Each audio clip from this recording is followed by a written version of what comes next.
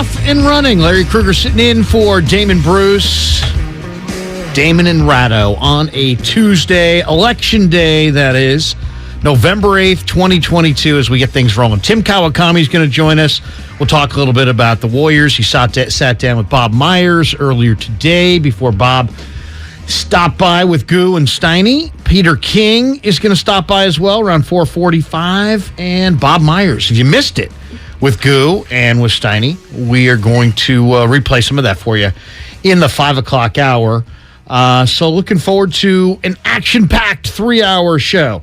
All right, Ray. They're not exactly stopping by. None of them will be in this room. Really? So it's not like they parked their car outside and ran up here. Come on in, guys. Sit down. Grab yourself a seat. Bring alcohol. Yes.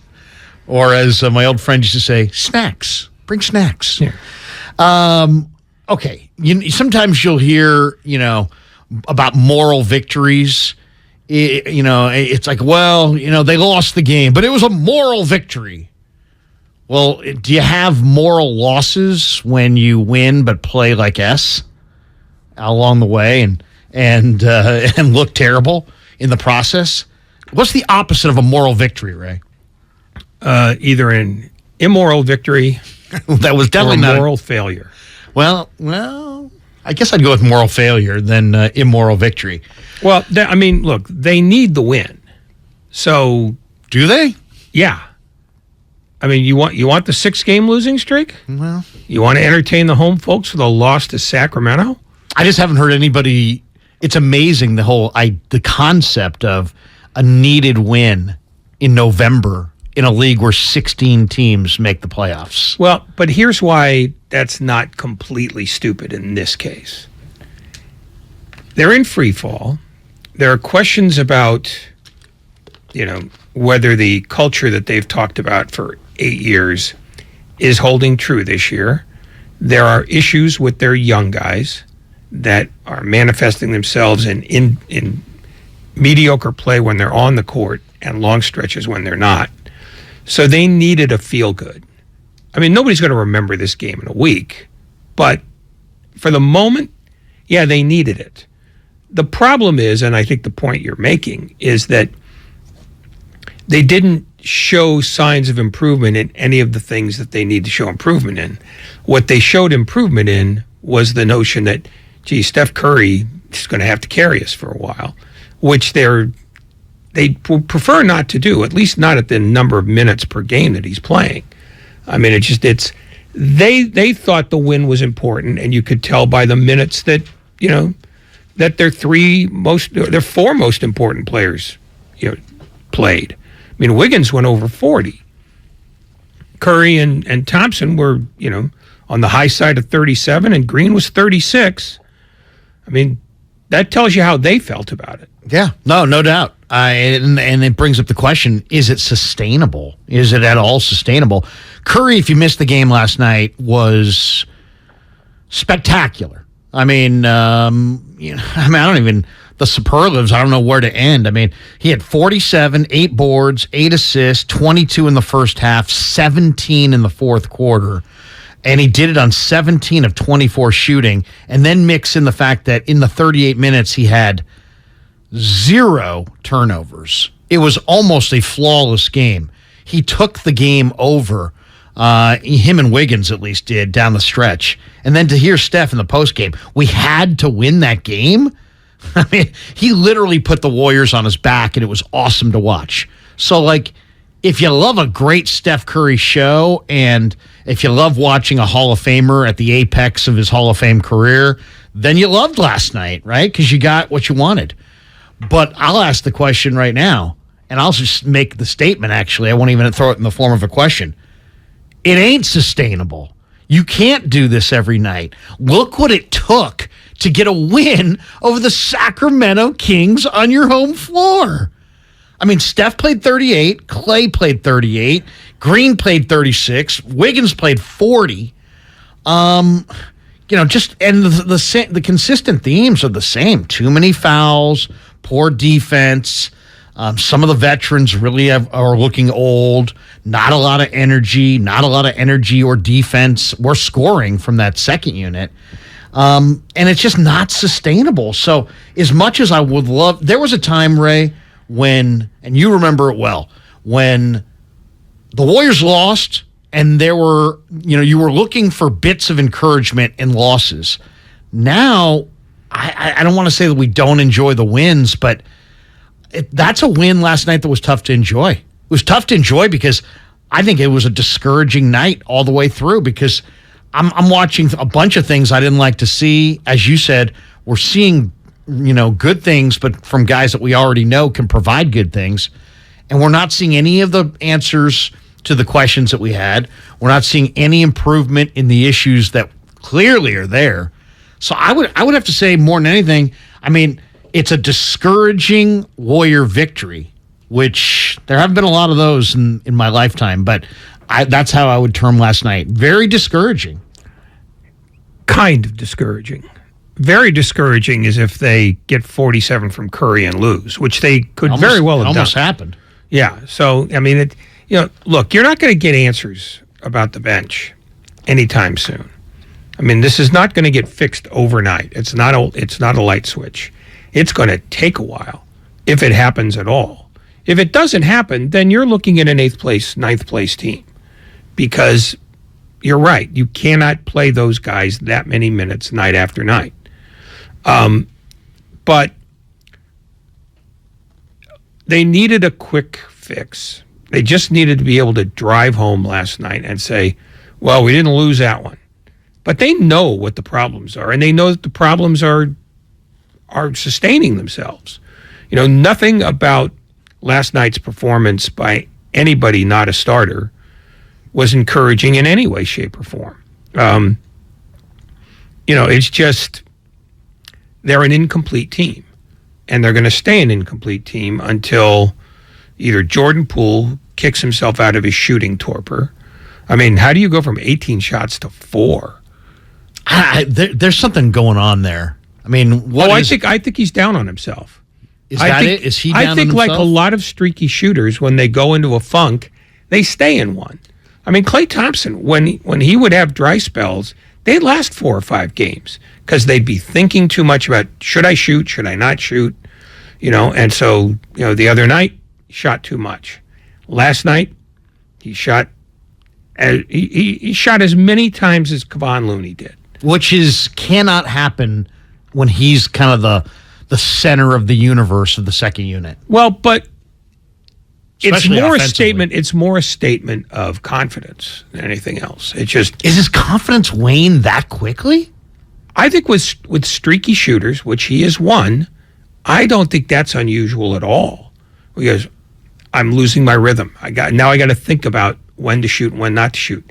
That means you're not in rhythm, and if you're not in rhythm, you're not going to make shots. Yeah, I just that's my pinheaded view from miles away, but he does seem to be the quintessential streaky shooter. And when you hit a dry patch, you don't know how many times you should shoot. You don't know when you should shoot. It's all a colossal mystery right now to him. Well, and you're making it seem like it's more mental than physical. I think with him, yeah. Yeah. Again, he's in his own head, you think? I think like most streaky shooters, yeah, he is in his own head. You see it, like I say, you see it in Thompson all the time. You almost never see it in Curry because he never believes he's taken a bad shot. He never believes he's not going to make the shot. He has an arrogance about his confidence that is almost otherworldly. Unshakable confidence in that the next shot is going in. This is a good shot because I'm taking it. Right. And no matter how many I've missed, the next one's going down. Yeah, I'll say this. A couple things I don't get. I don't get how James Wiseman is going to get better by being DNP coach's decision. Don't understand that. Can't see how he can get better in that capacity. Don't understand why Anthony Lamb, who I like, two-way player, how he could have 2 more shots than Jordan Poole. Because he's not thinking about it. He's just playing. Yeah. It's, he's loose. Yeah. This is not like this box score is not a litmus test on anything. They did what they did because they needed to win the game. for themselves. They didn't need it for the long-term future of the franchise. They needed to win the game for themselves. Steve Kerr needed to see them win. They needed to feel the win. It's just, I have this horrendous itch in the middle of my back. I haven't reached it in a week and a half. I got a chance to reach it tonight. I'm going to do it. I mean, they're not going to... You won't see this box score again Wednesday night against Cleveland. Friday. It's Friday night, right? Yeah, it's Friday night. Friday night against Cleveland, which is part of the reason they played all those minutes last night, is that they don't play again till Friday against Cleveland, and maybe they can get right between now and then. But next, Cleveland plays the Kings. First, and then Warriors. 1-888-957-9570, the Xfinity mobile text line. Let's hammer down a little bit more on Jordan Poole. What can get Jordan Poole going? Because to me, that is the big question for Golden State. Wiseman, Kuminga, Clay, all interesting topics. But Jordan Poole, what can get him going? Hit us up on the text line. Damon and Ratto, sponsored by Vote Yes on Prop 31. It's Damon and Ratto on a Tuesday. Larry sitting in for Damon on 95.7 The Game. Yes on Prop 31 means protecting our kids from nicotine addiction. Vote yes on 31. Ad paid for by Yes on Proposition 31. Committee to Protect California Kids, sponsored by nonprofit health organizations. Committee major funding from Michael R. Bloomberg. Attention! Did you or a loved one live at or near Marine Base Camp Lejeune in North Carolina between 1953 and 1987? If so, listen closely for this important legal announcement. From 1953 to 1987, Marines and their family members at Camp Lejeune drank water that was contaminated with hazardous toxins. The toxins found in the water at Camp Lejeune may cause health issues, especially later in life. Types of health issues associated with water at Camp Lejeune are numerous. If you or a loved one lived near Camp Lejeune between 1953 and 1987, you may be entitled to substantial financial compensation without going to court. Even if you were turned down in the past, a new law can allow you to file a claim today. If you or a loved one spent time near Camp Lejeune, call the Negligence Network to find out if you're eligible for financial compensation. There's no fee unless we win your case. Call 1-800-700-4333. That's 1-800-700-4333. 1-800-700-4333. America's favorite car show makes its final Bay Area stop of the year with a jam-packed weekend of hot rod and fun the whole family will love. It's the Good Guys 32nd Autumn Get-Together, and it's all going down this weekend at the Alameda County Fairgrounds in Pleasanton. See over 2,500 of the West Coast's coolest hot rods, muscle cars, and trick trucks of all years. Plus, shop the huge swap meet and vendor exhibit. Check out the Smash for Cash Demolition Derby. Experience a tire smoke and burnout competition, Nitro Thunderfest, and so much more. It's all this weekend at the Alameda County Fairgrounds. Get details at good-guys.com. This football season, adopt a new tradition that's sure to turn fans into family. The Jim Beam Highball. That's beam and soda over ice with a lemon slice.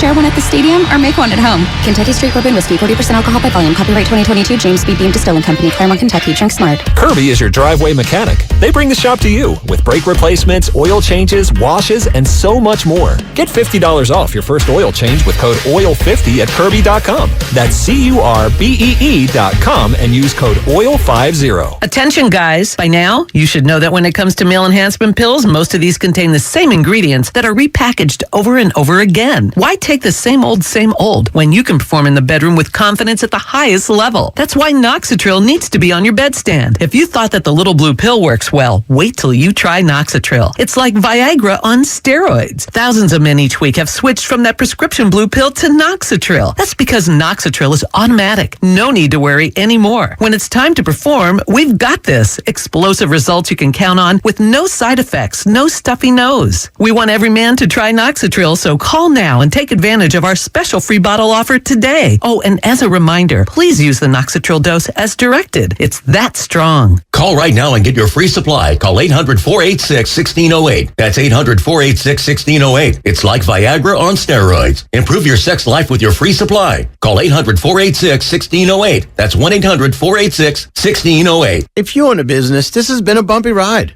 From pandemic to inflation, I'm sure you could use a break.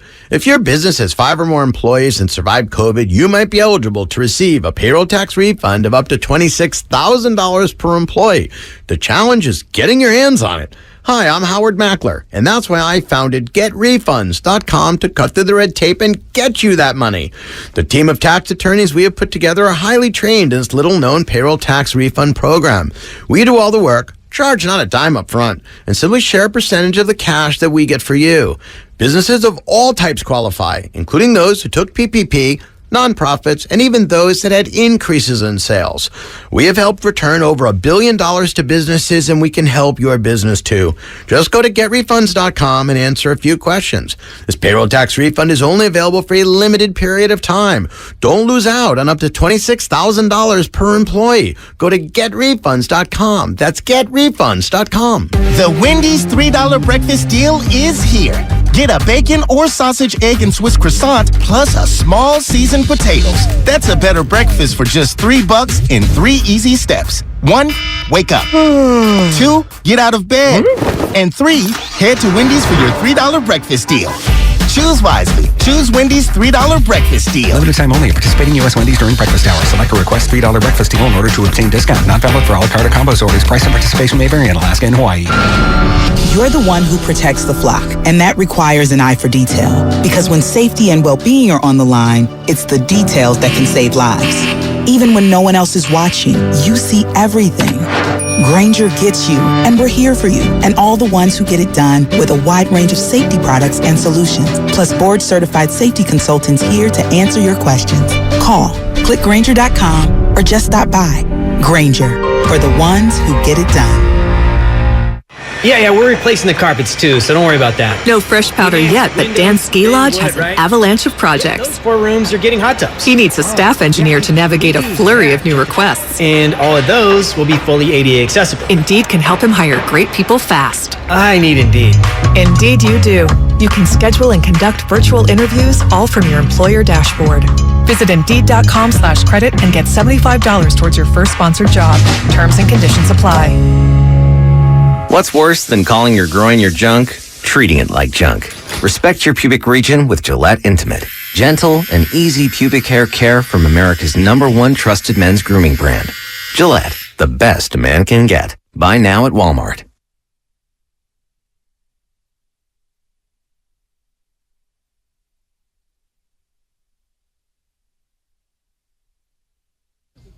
Now back to Damon and Ratto on 95.7 The Game. Welcome back to Damon and Ratto. Damon off sick today. I'm not laughing about that. I'm laughing because Ray and I were kind of joking off the air. You don't. Go ahead, say it. No, I will not say it. But Damon is ill today. So Damon, get better. Larry Kruger sitting in his place. Tim Kawakami is going to join us later on this hour. Peter King is going to join us. If you missed Bob Myers with Steiny and Goo, we're going to replay some of that for you in the 5 o'clock hour. Damon and Ratto streaming live on YouTube. Head to youtube.com/957 The Game to watch us live and to see what's going on inside the studio, which right now, not a lot. We got 3 TVs going. Why would anybody? Well, I've asked that before. You got a beautiful sweatshirt on today. Well, it says Defector. Yep. But that said, why would anybody watch either of us? Well, that's true. I mean, I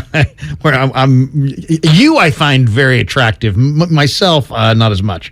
And remember, like and subscribe for all 95.7 The Game content on YouTube.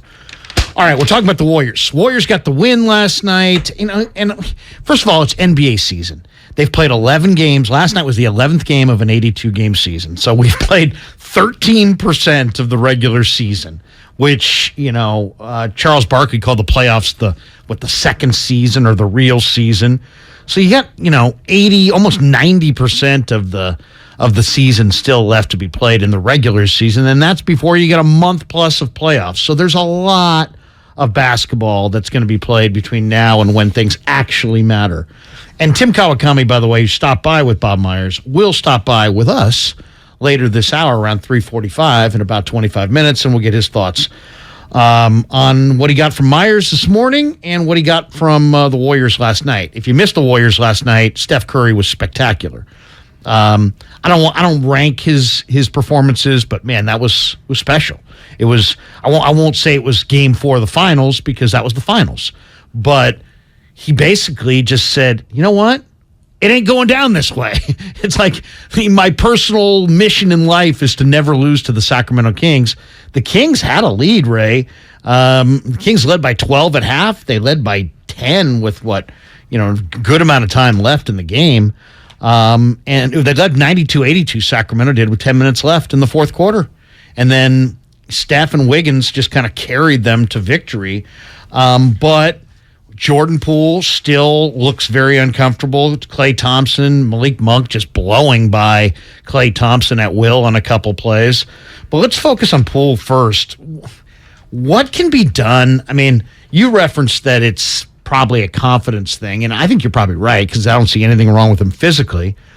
But do you think it's related to the money, or is it related to the issues that he had with Green? Is it related to, kind of fitting in on this team? And maybe the bigger question is, and for everybody who wants to jump in, 1-888-957-9570 on the Xfinity mobile text line. How, we know Poole's struggling. The key is how to get him going. Before you jump in, let's hear from Kerr. Kerr, started Poole in the second half. He went small with Green at center, Poole off the bench. Here's what Kerr said about starting Poole in the second half last night. Starting him in the second half was not only to get him going, but to, change the flow of the game. And you could see right away we were the aggressor in the third quarter. So I liked what I saw out there, and we even though we were a little sloppy and took some tough shots, I thought the energy was right. And is that like just the universal way of a basketball coach, Ray, to gain more energy is to go small? It seems like when coaches want more energy from their team, they invariably take somebody who's large off the floor and replace them with somebody who's smaller. It depends on the roster you have. If you have an advantage with big guys, the way you get energy is to beat the other team. And if it means beating them up along the way, then you do that. The Warriors' best players are not their big guys. Their best players are smaller guys who move a lot. That's how they get energy. 15 years ago, you got energy if you put your big guy down on one low block and another big guy at the free throw line and then just pounded the boards like crazy. Because the energy is not about how you're doing it. The energy is about doing it. Taking a game over. That's how you get energized. So for the Warriors, it is, a smaller lineup, but that's not universal. And as far as Poole, we'll talk about Klay in a second, but as far as Jordan Poole, if anybody has ideas of how to get him going, I'd love to hear from him, because to me, I don't know that this is an easily solvable question. I haven't seen him in these funks before, at least where this looks different than the struggles he's had earlier in his career. It's almost like he's uncomfortable out there. But what do you think? What are they going to do to get him going other than at what Kerr just did last night, starting him in that third quarter? Well, you can't start him over Klay Thompson, because Klay Thompson is a guy who needs consistent reinforcement. As much as he's played, he's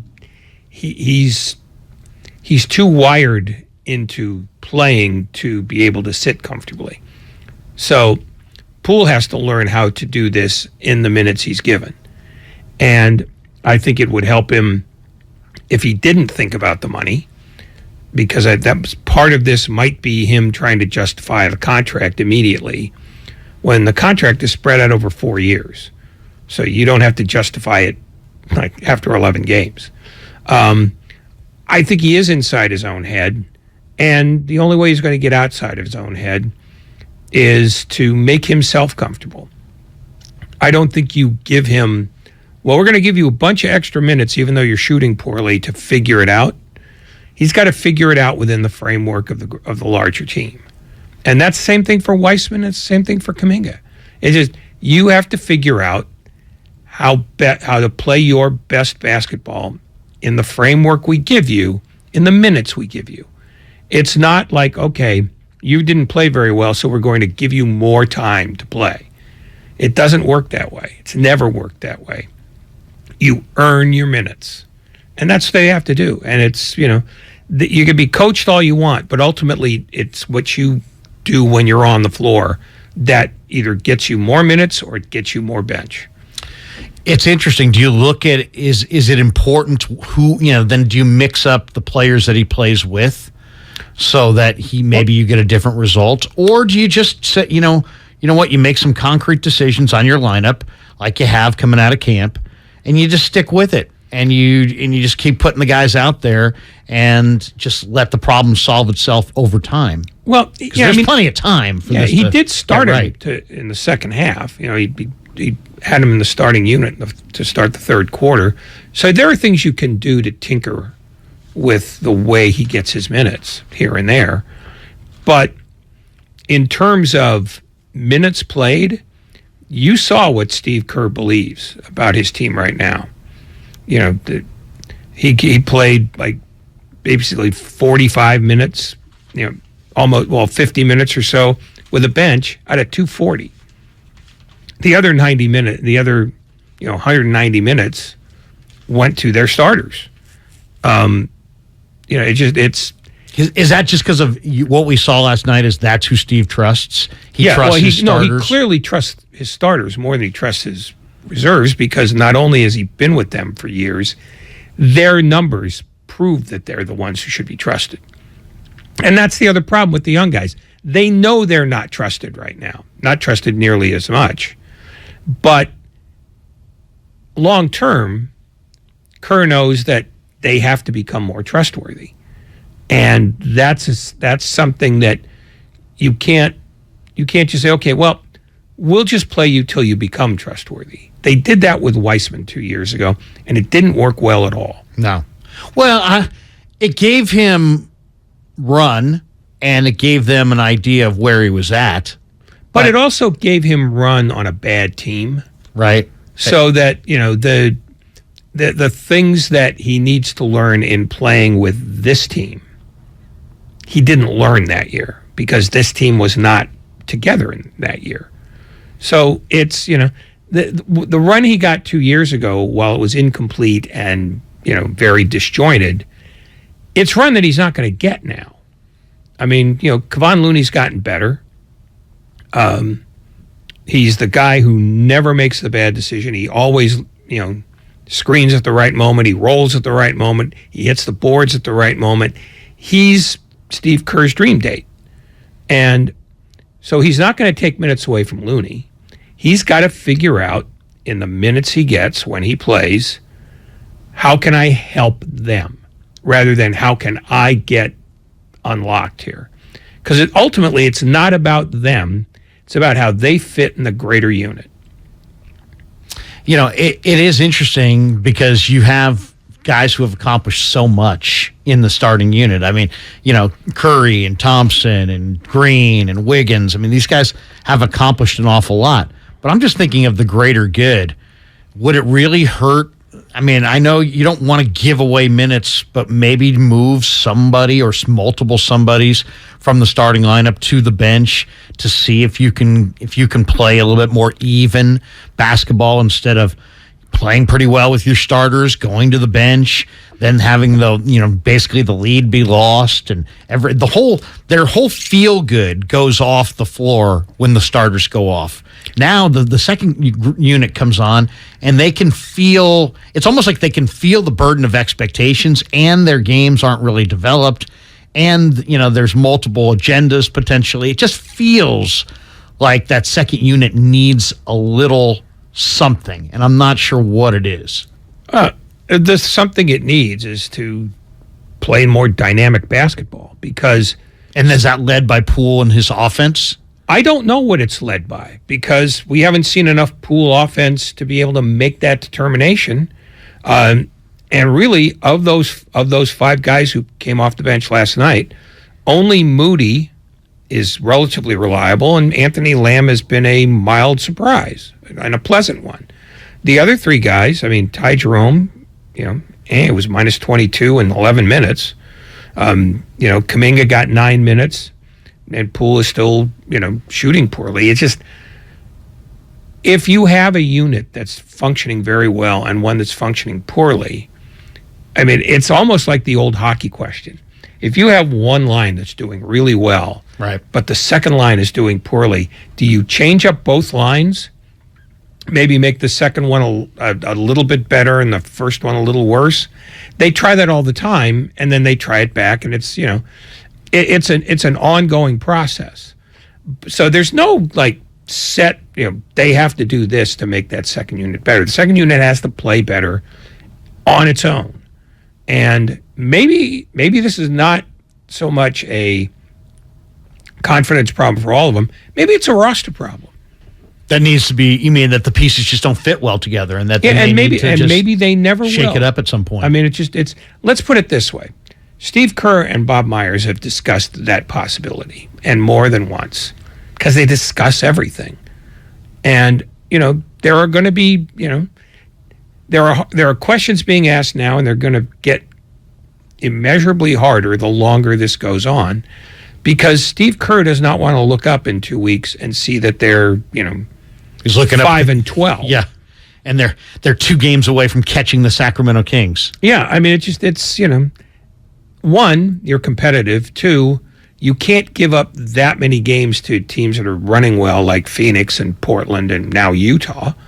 You just can't go, okay, we'll spot you 10 games and then we'll just try to catch up. Because you don't know if you are going to catch up. Right. Let's hit the lines. Let's see what people have to say. We've got Amy in Pacifica. Amy, welcome. You're on 95.7 The Game as we hit the Xfinity mobile text line and caller line. What's going on? Hello? Hey, Amy. Hi, how you doing? Doing fantastic. What's your thought on, since you want to talk about Jordan Poole? Yeah.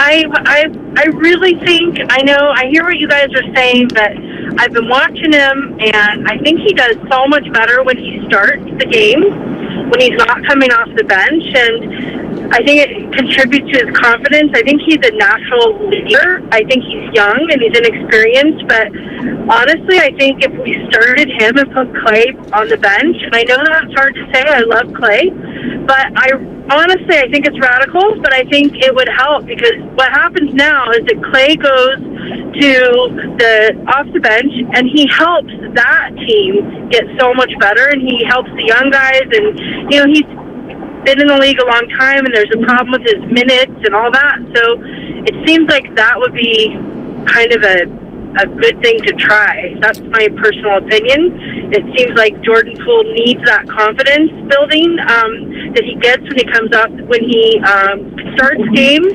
It gives him a lot of confidence, and he does really good in those situations.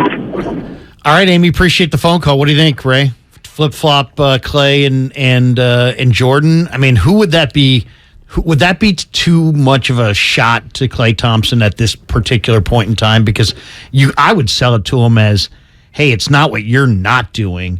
It's what you could potentially add to that second unit that second unit doesn't have this year without Otto Porter, without Bielitsa, without some of the veterans. It's a very young group. Is Poole making the first unit any better, or is this just something for Poole's benefit? See, I don't even think it's for Poole or for Clay. I think it's more to try to get better production out of that second unit, so that when the starters come back in, they're not trying to dig themselves out of a hole that was created by that. But second here's the unit. thing: Thompson plays in rhythm, always has, and this team was constructed that way. Now you put him in it with a unit that doesn't play with any rhythm. What are you actually gaining here with the second unit? I mean, Thompson isn't suddenly going to get better playing with those guys. The problem is, it's not just about Poole. It's about all of it. It's a more global problem. It's anybody who's not in the starting lineup is either underperforming or not performing at all because they can't be trusted. So putting Thompson on the second unit doesn't make Thompson any better. And if Thompson's not any better, then the unit's not any better. All you've done is move deck chairs. No, I know. I mean, and maybe that makes quicker. Maybe that makes Poole a little better, but he would be improving a starting unit that is already among the best in basketball. So you're not really gaining anything on that side either. except Poole has more feel-good days. Yeah. And quite frankly, he's at the stage in his career where he's got to figure out how to fit in, because as good as he can be, he still has people in front of him. And is going to have people in front of him for the next couple of years. And if he cannot deal with that, maybe he's not a fit either. And I'm not saying get rid of any of these guys. All I'm saying is the conundrum you've got is not about how can we make this young guy contribute more. It's they have to do it as a group. Maybe it helps if DiVincenzo comes back. Maybe it helps if Jermichael Green starts to contribute at all. Or maybe they find somebody, on the veteran scrap heap somewhere. But this dynamic, it clearly hasn't been working. And I don't know how moving this guy into the starting unit and that guy to the... Well, it's I know what you're saying. I know exactly what you're saying. But it is interesting because, take every sport. Take football, take baseball, take basketball. And you could speak to this more in hockey. I'll leave that to you. But it does always seem like if there's one generalization that you can make that kind of is true, is that veteran players seemingly have an easier time coming off the bench than young players. Even with young players have significantly more talent than the veterans that we're talking about. It seems like veterans, for whatever reason, I don't know if it's mental or if they can compartmentalize or what the deal is, but it doesn't seem like veterans in all sports, like veteran pinch hitters do better than, rookie pinch hitters generally. And veteran guys off the bench in the NFL can play spot play and still do something for you better than like a young player could. I don't know, maybe that's an overgeneralization, but just seems like veterans have an easier time adapting to coming off the bench. Yeah. I mean, as a general rule, sure, but it's not universal. Right. And baseball doesn't matter because that's a profoundly individual sport under a team, under the guise of a team. Basketball and hockey require more flow, which is why when you make a lineup change, you promote a guy from the third line to the first line, they do fine for a couple of games, and then they revert to who they are, which is why you put them on the third line to begin with. And usually when you have a problem like that persists, you find out that the guy you're trying to force feed to get better is only as good as he is. With Poole, you're going to have to live with the fact that as a streaky shooter, he's going to have stretches like this where he's either in his own head or just missing open shots. It could turn Friday. He could easily go 7 for 11 because that's the nature of his game. But in terms of how do we take a unit that's working really well for us and then insert somebody who's not been playing well and make that unit somehow better? No, that's basically putting the individual ahead of the team. And when the dynamic you've got is our starters are among the best in basketball this year. Never mind history, never mind the past, never mind the rings, ignore all of it. This year, all their metrics say that they are as good a unit as there is in basketball. Why do you ruin that in hopes of, or why do you potentially ruin that in hopes of getting a guy off the bench going? No, it's a great question. I think it literally is about the guys on the bench have to figure out how to be better for each other. And maybe some of that is just reinforcement in practice. Maybe it is you give a guy a little more run in one game and maybe not in the next if they don't earn it. It's a constant it's shifting sands. But I wouldn't change anything about the starters based simply on the fact that they have put up the numbers this year that tells you these guys need to be kept together. Yeah. And for that exact reason, there's risk. Let's hear from Seth, who's in Dublin, wants to jump in here. Hey, Seth, you're on 95.7 The Game. Hey, guys. Thanks for taking my call. Really appreciate it. Sure. What's on your mind? So just thinking about Jordan Poole, here's kind of my thoughts. I think that just from observations, kind of the lack of defensive players from last year I think is really showing some of Jordan Poole's vulnerabilities, which ultimately is defense. And specifically with defense, I'm seeing him just getting overpowered. And from my observation, even from last night, there was one point where Jordan Poole fouled late in the game. And, I mean, you can visibly see his frustration. And I believe that, you know, he's not the greatest defender, and I think maybe he's feeling the pressure to get it done defensively, because we're seeing that. I mean, we can have a great offense, and we could still lose 6 games in a row on the road. So I personally believe it's going to come from Jordan Poole stepping up and then letting the game come to him on offense, because I feel like, yeah, he's dribbling a lot, and I mean, he's dribbling a lot and not getting a lot done. Doesn't look real comfortable on offense, not shooting a lot, and defensively he has issues, you know, just on that end of the floor pretty consistently throughout his career. So what changes? We'll ask Tim Kawakami coming up next. Damon and Ratto, presented by Fremont Bank, full service banking, no compromises. And Damon and Ratto also sponsored by Vote Yes on Proposition 31. Tim Kawakami jumps into the conversation. He sat down with Bob Myers. We sit down with him coming up next on 95.7 The Game. Yes on Prop 31 means protecting our kids from nicotine addiction. Vote yes on 31. Ad paid for by Yes on Proposition 31. Committee to Protect California Kids, sponsored by nonprofit health organizations. Committee major funding from Michael R. Bloomberg. With energy bills as high as they are, proper weatherproofing is essential. If you're working with a client to upgrade or build a new home, be sure to visit Golden State. They partner with respected brands such as Owens Corning, James Hardie, and Boral Siding. They're a great option for a comfortable home with lower energy bills. Start at goldenstatelumber.com. Building better in the Bay Area since 1954. Golden State. When you succeed, we succeed. Everything, our farm, our stand, our pop-up shop, it really all started when we discovered the benefits of local, raw honey for our family. And then we decided to turn it into a business. We were looking for something to help us get up and running.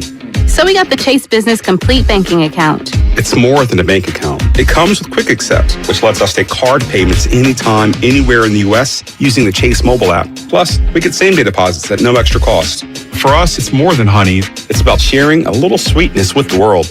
Get the Chase Business Complete Banking Account with the essentials you need to help get your business going. Learn more at chase.com/business-complete-banking. Chase for business. Make more of what's yours.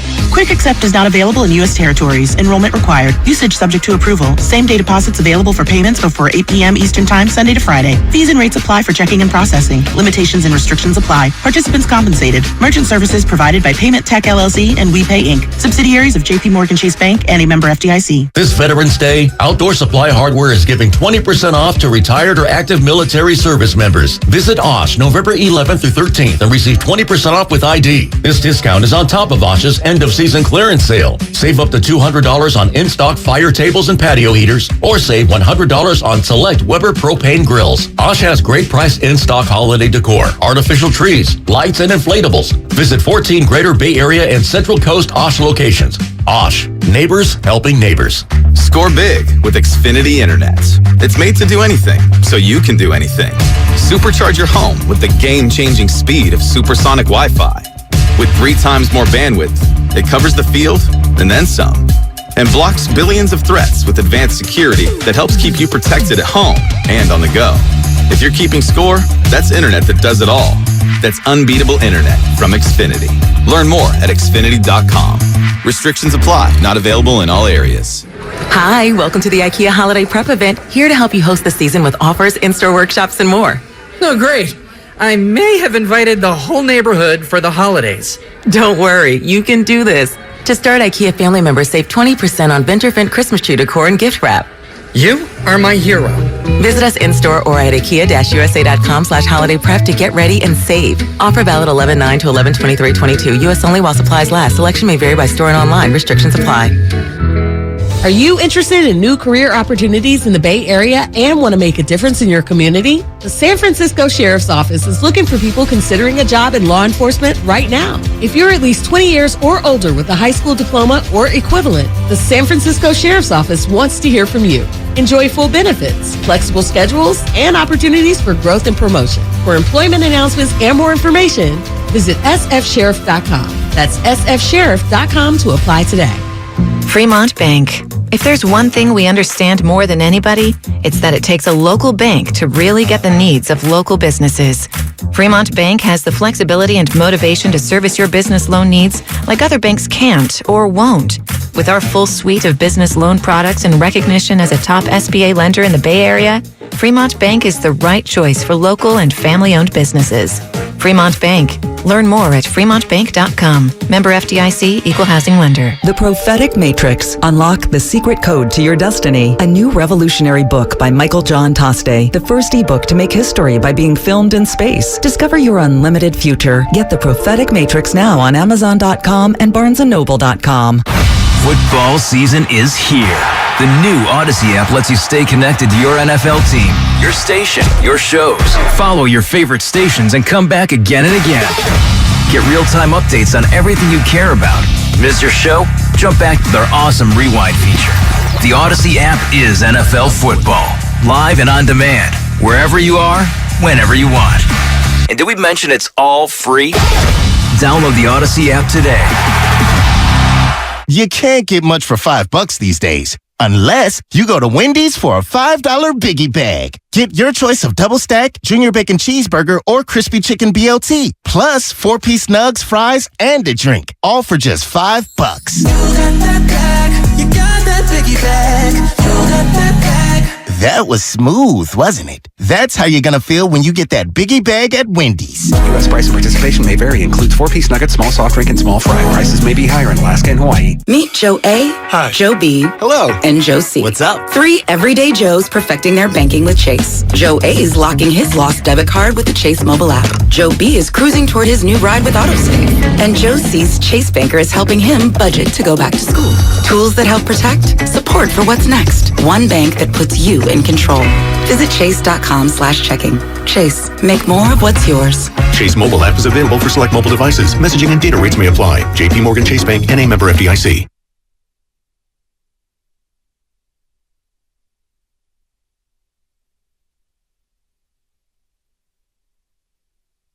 Now back to Damon and Ratto on 95.7 The Game. I hope everybody's having a great Tuesday. Larry Kruger sitting in for Damon on Damon and Ratto on 95.7 The Game. And the 95.7 The Game merch store is live. That's right. Visit 957thegameshop.com today to check out all of our merchandise, from show-specific shirts to hoodies. It's all there at 957thegameshop.com. All right, Tim Kawakami joins us, covered the Warriors and Bay Area sports for literally decades, and he's with us. Eons. Yes, eons. Tim, I know you caught up with Bob Myers this morning.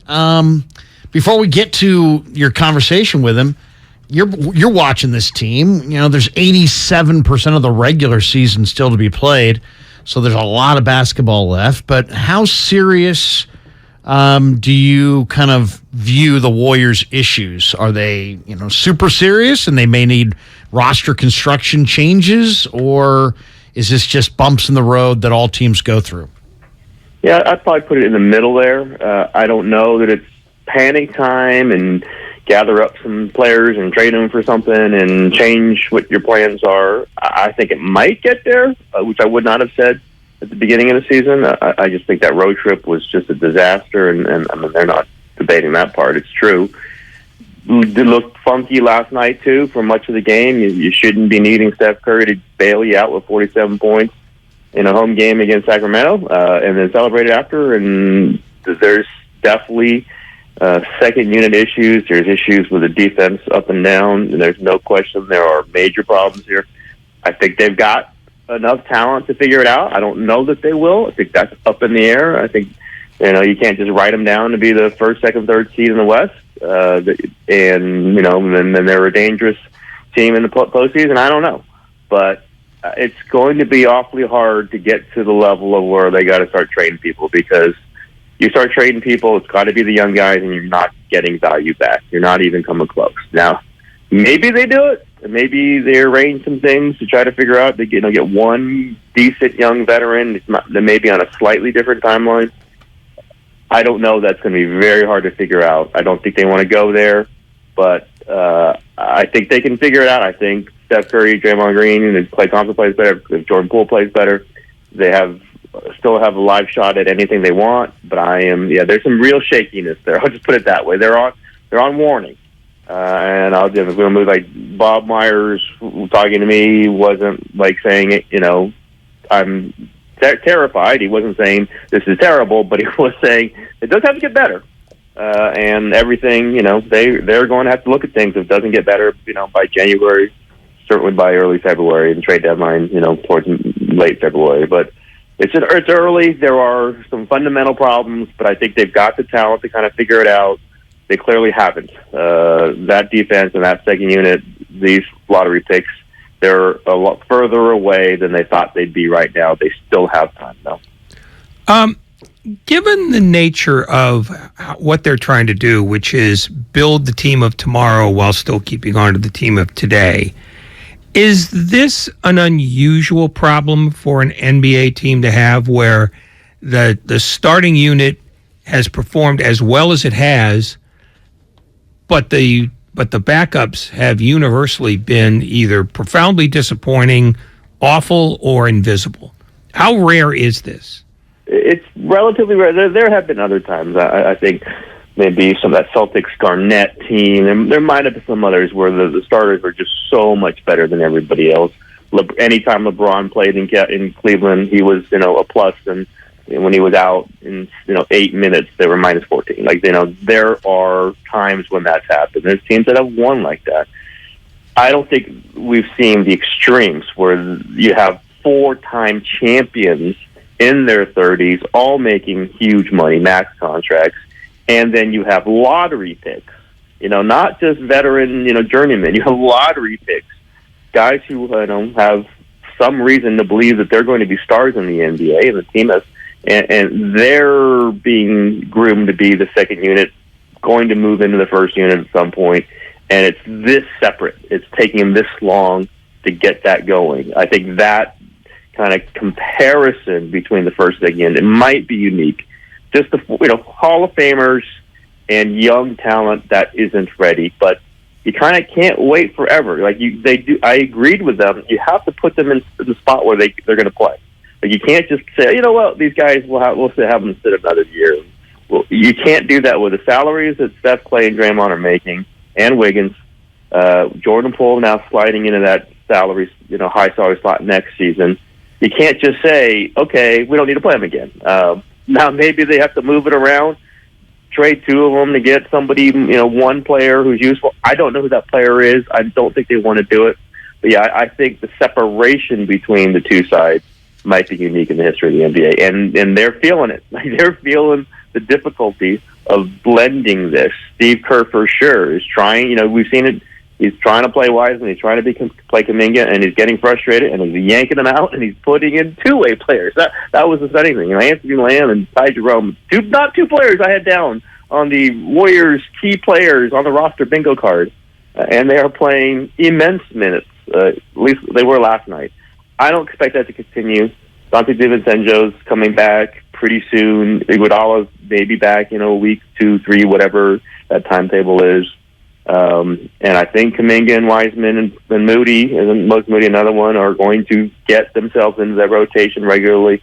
But right now it's funky, and we are seeing that why it is. We're seeing why this isn't attempted very often, and many teams can't. You don't have 4-time champions very often, and you don't have 3 lottery picks very often. This is just a unique situation, and they're fighting through it. They're definitely fighting through the difficulty of it. If 11 games is not the moment where you have to, quote, do something, at what point would you fashion that time to be? Is it 20 games? Is it 50? How much longer can they be a team struggling to, be 12th in the conference And I'm not asking whether, Steve Kerr is comfortable with this. When does the organization as a whole go, we got to do something, and we got to do something now? 20 games is usually the NBA benchmark for just feeling it out. I think it's a little longer than that for this game just because these players are so young. And you just don't want to bail on James Wiseman. You don't want to bail on Jonathan Kuminga. You certainly don't want to bail on Moses Moody. But I think it's got a little more than that. But I would say early January, whatever that number of games is, 35, 37, if they're not doing it by then, and can't tell you exactly what that means, but I would just say if they're not playing better defense, I think that's a very easy low bar. They got to be in the top 15 in defense. They're 27th now in defensive efficiency. We can see it. The eye test is they are horrible on defense. And that's the first team and the second team and the third team and every team you could mention is terrible on defense for the Warriors. Then if it's still sliding by then, and God knows they could have an injury, right? I mean, this is the leeway they don't have anymore. Where, Steph misses 15 games like he did last season. They can't go through that this season and expect to look very good in the middle of that. So I would say January, mid-January, and then see where they are with some hard decisions. I mean, again, I would think the most tradable thing they've got is James Wiseman. I'm not reporting anything. I'm not saying anything.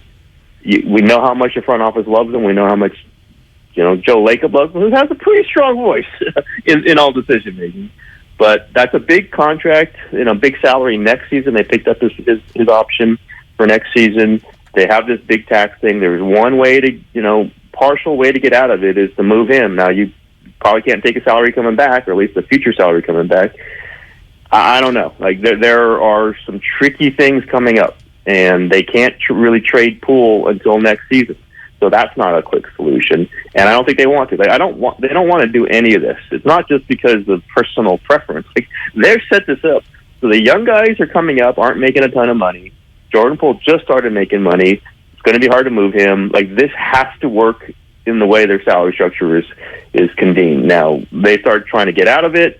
Things are bad. There's ways, but man, it's going to be tricky, and I don't think they're going to get the great return on any of this. So it would have to be pretty stark, and it would have to be more than 20 games, I think. 30, 35 games, right up to the deadline, maybe 40, 45 games, before I think there's any real serious consideration for that trigger. But if they did, I think the piece that would be most likely to move is James Wiseman, because I'm not sure he fits ever with the Steph Curry, Draymond Green team. Now, maybe you hold on to him for the time after those two guys, but maybe they can't wait that long, and maybe they shouldn't wait that long. Again, not reporting anything, but if you had to say one thing that they were looking at, like they might be looking at, who happens to be one of the owner's favorite players, so that's another point that I want to make in there, that would be the player I'd be looking at, but not till January or February. Be very careful. One of my friends just texted me, Tim Kawakami on 95.7 The Game just said the Warriors are going to hawk Wiseman. Yeah, I just got that text. We'll make that a Larry Kruger report. Yeah, Larry Kruger reports. Okay, I'm going to say this. The two-timeline approach is not a basketball plan. That's a business plan. It's about filling the arena for the next decade. And I think it's smart because the arena's opulent and expensive, and people won't go if they could win a title last year and this year, and if they're really bad in 3 years because they trade all the young players and load up for right now, there'll still be empty seats at some point because that's just the way people are. But I got to ask you, you've been covering sports, all sports, for a while. Has the two-timeline approach ever worked for any team in any sport ever? I mean, can you think of any team that has ever done this where it's been successful?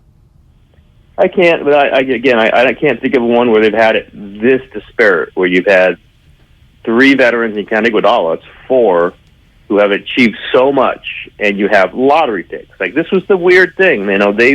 They dropped it in the Kuminga thing with the D'Angelo Russell trade, which was not usual, and they picked up Wiseman because they were terrible because everybody was hurt for a season. Yet they were still going to be there. There were those three guys, Clay, Steph, and Draymond, were going to be coming back. It's just, It's a rare situation. You can't say like, "Oh my God, you shouldn't have taken those lottery picks." They had them. They didn't try to get them. That was what happened, and it wasn't dumb. You got Andrew Wiggins and Jonathan Kuminga. It's hard to say, "Okay, that was dumb." That was smart. And what do you do with those guys? That's the question. You don't get many chances at very talented players when you're a good team. You just don't. Maybe they don't fit. That might be a conclusion they have to make. They don't fit with Steph and Draymond. This is a chance. This is the window to win championships. You maximize every bit of it. I understand every part of that. And if you have excess talent that doesn't work with them, maybe you try to catch them up. But do you know that the player you're acquiring is going to absolutely fit with them? I don't know. Andrew Bogut has said this repeatedly. He's convinced me it's really hard to play center on this team. Now, there are guys who do it and have done it, but it isn't easy. You can't just assume anybody you get, oh, there's a young guy who's really athletic, he'll fit with them. We've seen young guys who are athletic not fit with them. I'm not sure that you will know if you can trade a Wiseman and something else and pick up somebody who's going to fit with you. So, again, they've talked about the two timelines. We probably talked about it too much. I don't know what they were supposed to do. Not take the draft pick for Jonathan Kuminga? Were they supposed to do? Not draft second when they were terrible? That happened. Those things just happened in the course of this franchise, knowing that they had Curry, Clay, and Draymond. So the question will come in January, February, maybe even in the offseason. If this is not fitting, maybe you trade one or two of those guys for someone who fits with Steph and Draymond better. But also, Draymond might not be on the team after July, by the way. This luxury tax stuff is real. It's not a fake situation. They are not going to $500 million. And to re-sign Draymond, if he opts out, or even if he stays for the 1 year and doesn't opt out, they're looking at 450, 470, and I do not believe they're going there. They're at 380 now. I think that's about the line is. People can be mad about that. That's fine. That's why they did not match the Gary Payton the second contract. They're paying more than any team in basketball. It's hard for me to say you must pay $100 million more than anybody. You must pay $150 million more than anybody.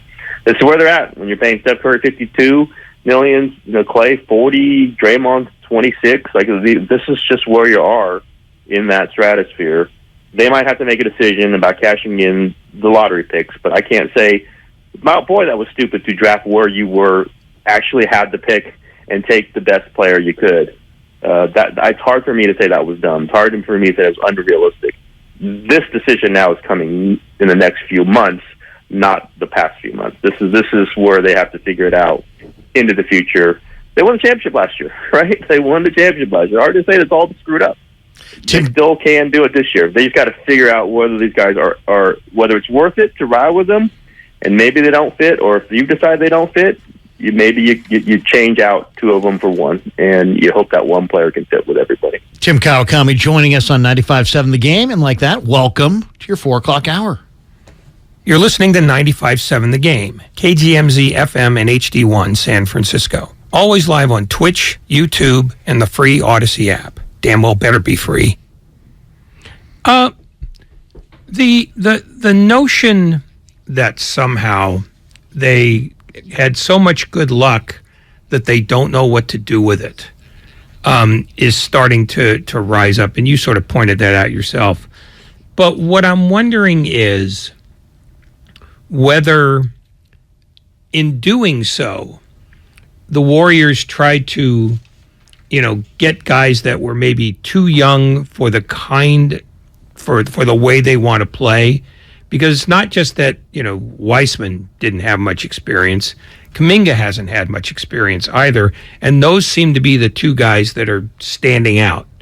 The other thing that I'm wondering is how much more complicated did Draymond Green's punch make everything?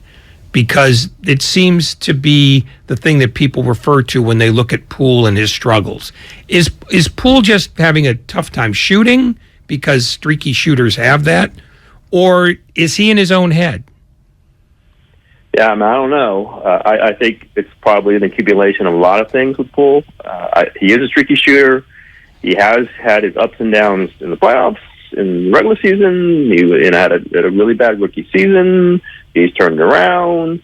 But I think everything counts, and I think there's more anxiety around that team than there was before that punch. I think the contract coming right after the punch, which is they couldn't get out of that. That's when the contract deadline was, but that it was higher than anybody thought it was going to be for various reasons. The fact that he's kind of the leader in, at least maybe not vocally, but just kind of spiritually of the young group. He's kind of looked at as the future. All these things I think could be messing around with him a little bit, just like they mess around with anybody.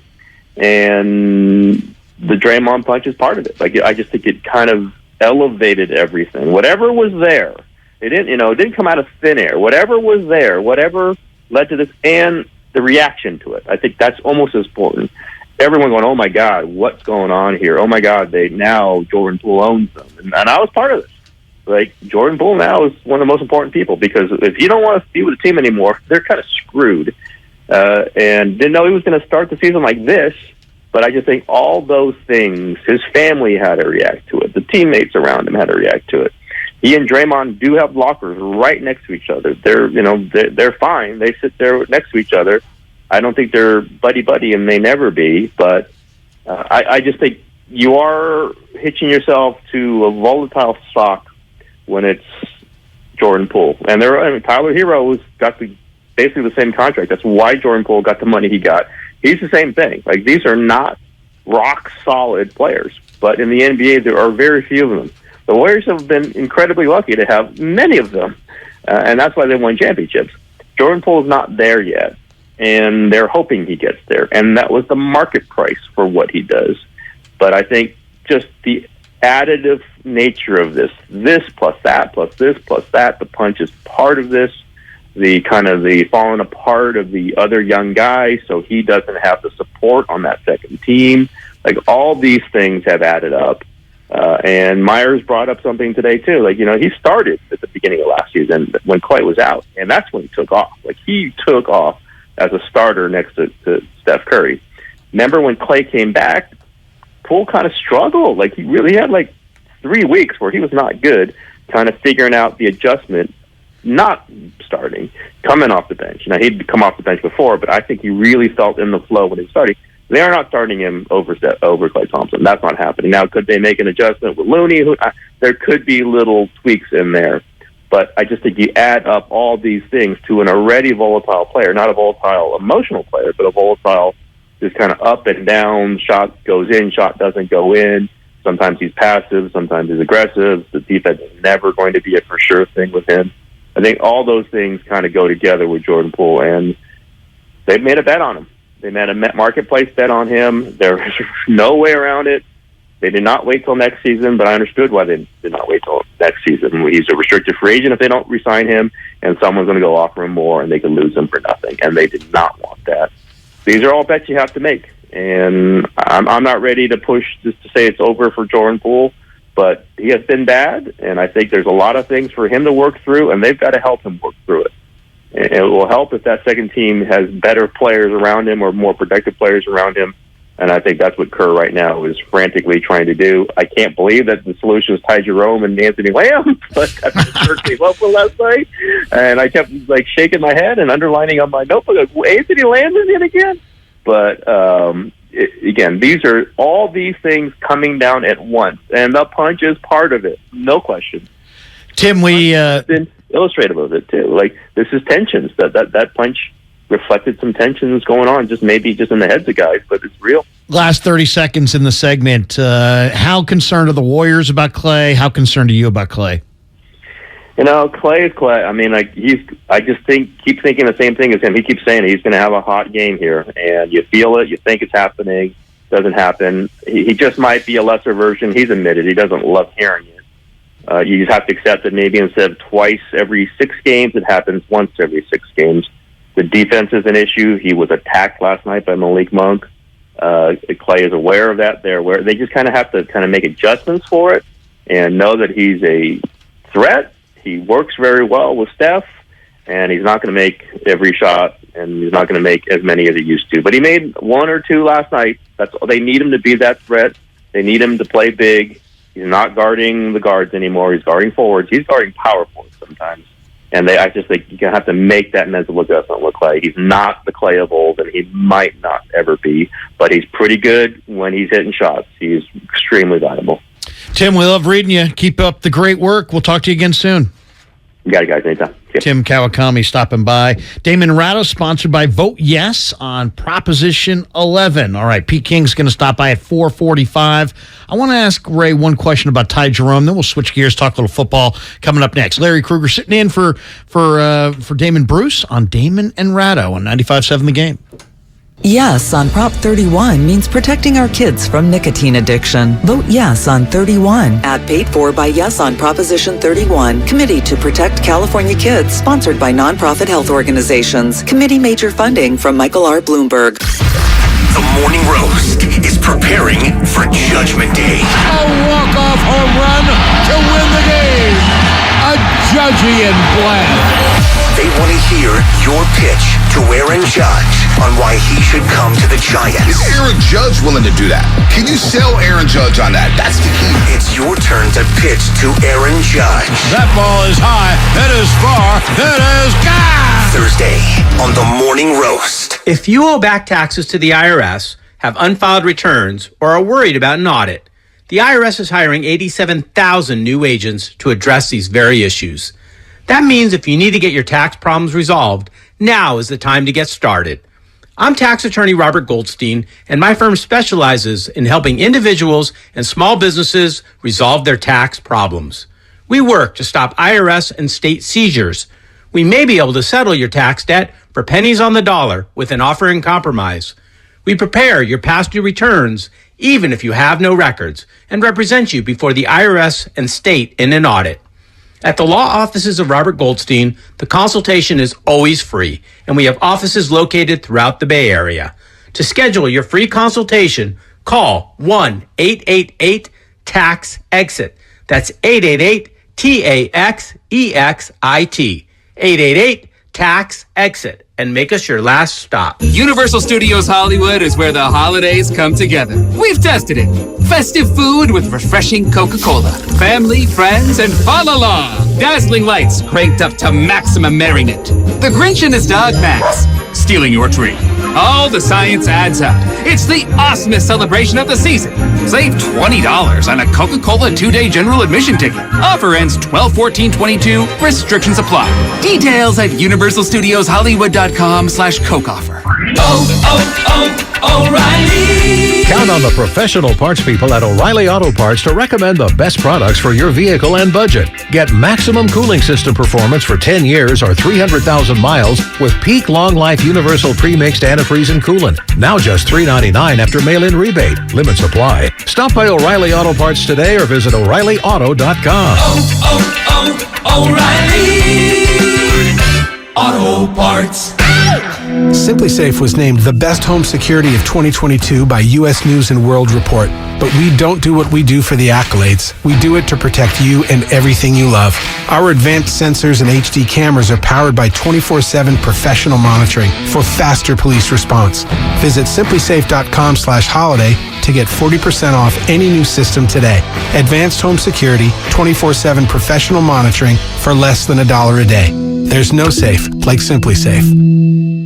Like bones, your teeth lose density and become weaker over time, which can lead to tooth decay. And that can make your visit to the dentist feel like this. But if you want your dental visit to feel like this, try Crest Densify. Crest Densify actively rebuilds tooth density to extend the life of teeth by remineralizing enamel. Densify from Crest, the #1 toothpaste brand in America. Smile, Crest has you covered. Every morning at 8:50, The Morning Roast presents the Xfinity Flex of the show. Fonte and Shasky flex with their best moment of the day. Replayed at 8:50. You'll win it. 4th championship. Steph, Draymond, Clay helped the Warriors win this one alongside Jordan Poole, Kuminga, Moody. Nobody can say anything. They can't take this one away. The Flex of the show. Presented by Xfinity Flex, the 4K streaming TV box with voice remote and Peacock Premium. Free with Xfinity Internet.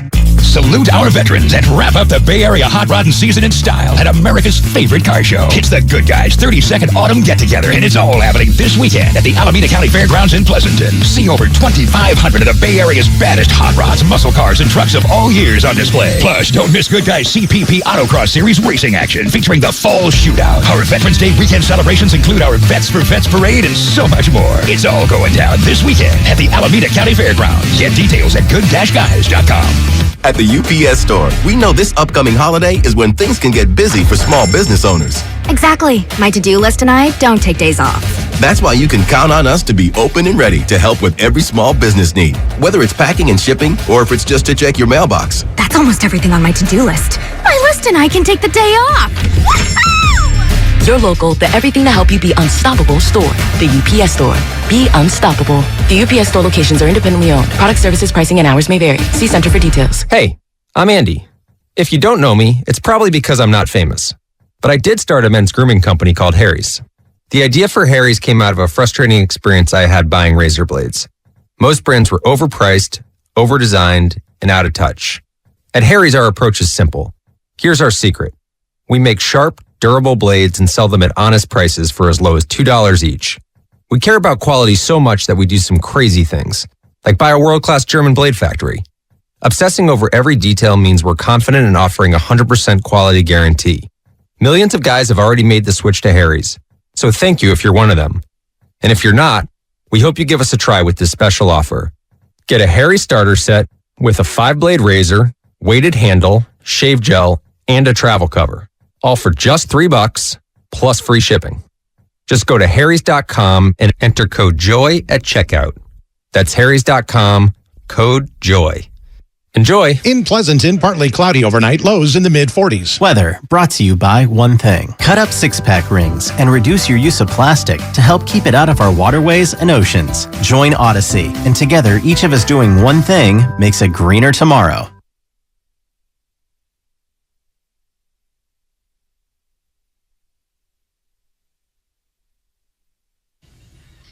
Now back to Damon and Ratto on 95.7 The Game. Welcome back to Damon and Ratto. Larry Kruger sitting in for Damon, who's out ill yesterday and today. Hopefully he's feeling better. Need more 49er talk? Check out the 415ers podcast with 95.7 The Game's own Evan Giddings and Mark Grandy for Week 9 analysis. And look ahead to Week 10 against the Chargers, who, by the way, cannot stop the run. New episode every Monday, Wednesday, and Friday. Follow the 415ers on the Odyssey app or wherever you get your podcasts. Check out that Niner podcast. Couple last things on the Warriors here that I want to hit with you, Ray, before we kind of switch gears and talk a little football. Peter King's going to stop by in, let's see, about roughly maybe 20, 25 minutes. We'll get his thoughts on the 49ers, the NFL at the halfway mark, maybe last night's Monday night game. But one of the things I wanted to ask you is the Warriors have so much invested in Jonathan Kuminga and Andrew Wiseman, and to a lesser degree, Moses Moody. And like last night, Ty Jerome and Anthony Lamb are playing more minutes than those guys. Two-way players that are not a part of your future, you would think. And maybe it's about their culture. Maybe Kerr's trying to send a message. But I guess the question is, should two-way players this early in an NBA season be playing minutes over foundation pieces, over lottery picks? Because isn't that what Moses Moody and James Wiseman and Jonathan Kuminga are? Those guys are foundation pieces. They're supposed to be pillars of what you're going to be doing. But Lamb and Ty Jerome last night, Ray, got more minutes than Moody and Kuminga, and of course Wiseman, DNP coach's decision. Because they're playing better. And so that's as simple as that. I think it is. Okay. I mean, it's that's the barometer. Yeah, because the Warriors and Tim... In practice, you're saying, by the way. Pardon me? They're playing better in practice, which leads to them playing. Well, I mean, all I know is that they're more effective when they're in games than Kuminga or or Wiseman or Moody. I mean, I don't what think about Moody. No, Moody's been okay. But Moody's not getting the kind of minutes that Ty Jerome's playing. No, but I think, when you're looking for positional? different combinations from your second unit, and you're not getting, the quality minutes from that group, you're going to do different stuff. And sometimes it means that a lesser guy gets more time than a, quote, foundational piece. The problem that I have is the definition of foundational piece. Because almost nobody gets to play their entire career with the team that drafted them. And I would suspect that neither Kuminga nor Weissman will play for only the Warriors. But that trade could happen in 5 years, could happen in 8 years, could happen by February. Who knows? I think that when you focus on one box score, and it's last night's, you get a lot of false leads. And what I saw last night from the way Kruger was trying to figure out what to do about that second unit is he's trying stuff that he probably won't try when they play Cleveland and that they didn't try when they played Orlando or New Orleans. He's looking for a combination that will fit, and that means you have to move pieces around. And so last night, Lamb got more run than Kuminga. Do they have a greater investment in Kuminga than Lamb? Of course they do. But nobody on the second unit is showing signs that, well, he's earned the minutes that we want to give him. None of them have. And that's why they've got the problem they've got, is they've got a starting unit that's been brilliant and a backup unit that's been awful. And I think that's what the problem is. You can't go hard and fast with, we just signed this guy to X number of dollars. That's not Steve Kerr's problem. Steve Kerr doesn't have to worry about who makes what. All he has to do is figure out who's playing well. Just win. Yeah, well, just win. Just, get better at the stuff we tell you to get better at. And right now, he's hit a roadblock like they have. So you're going to see guys get more play than other guys. And it may not make sense in the big picture, but Steve Kerr's not operating in the big picture. Steve Kerr's operating in the right now. Because when you're 4-7, every game matters more than it would if you were 7-4. How much, I don't know if you saw the clip, and maybe the clip means nothing to you. It doesn't mean tons to me, but they were showing me in the sports office before the show started the clip of the final sequence of the game where the Warriors secured the victory. By the way, Sacramento, my goodness, they couldn't foul Curry. They got 3 guys in the corner. They're all kind of sort of reaching. The clock's ticking down. 2 seconds, 3 seconds, maybe as many as 4 seconds got wasted in the corner. Mike Brown's, if he had hair, he would have been pulling it out. He's just, was sitting there shaking his head like, oh my God, I can't believe our lack of awareness. That was an interesting. And then Herter probably gets fouled on the last shot, and no call there. So Mike Brown and the Kings are living in hell right now. But as far as the Warriors go, is there? I mean, how do you get better then? How does Jonathan Kuminga and James Wiseman and Moses Moody get better? But I was going to ask you if they don't play. I mean, do you send these guys to the G League? But the guy showed me a video off before the show started of the final sequence, and the final sequence was a shot of the Warrior bench, and on that bench, guys jumped up and yes, we won. And then Kuminga kind of jumped off the bench, and he had no look on his face at all. No celebration. James Wiseman, no celebration. Do you think that there's any risk in where those guys don't feel a part of the team, or maybe their attitude, turns negative because they're not getting any run? Or is that not a concern if you're Steve Kerr? You know what? I'm just going to do what I'm going to do, and how they react to what I do is on them. No, you monitor that. If you've got guys who are power pouting so much that they are not part of the team's happiness in a win, no matter how much run they get, then you do have a problem and it needs to be addressed. Is that proof that they have a problem? It's worth a conversation between coach and player. It's just, even if you're not happy with me, don't don't withhold your joy from them. They're your teammates. Right. You know, support your teammates at all turns. I'm trying to get you more time, but you have to show me that you've earned it. That's the whole thing here is, do you give guys time who haven't earned it yet? And by earn it, I mean not what their contract says, but what their play says. And I think it's fair to say that Kuminga hasn't earned it, that Weissman hasn't earned it. Poole gets more time because somebody's got to be the third guard on this team.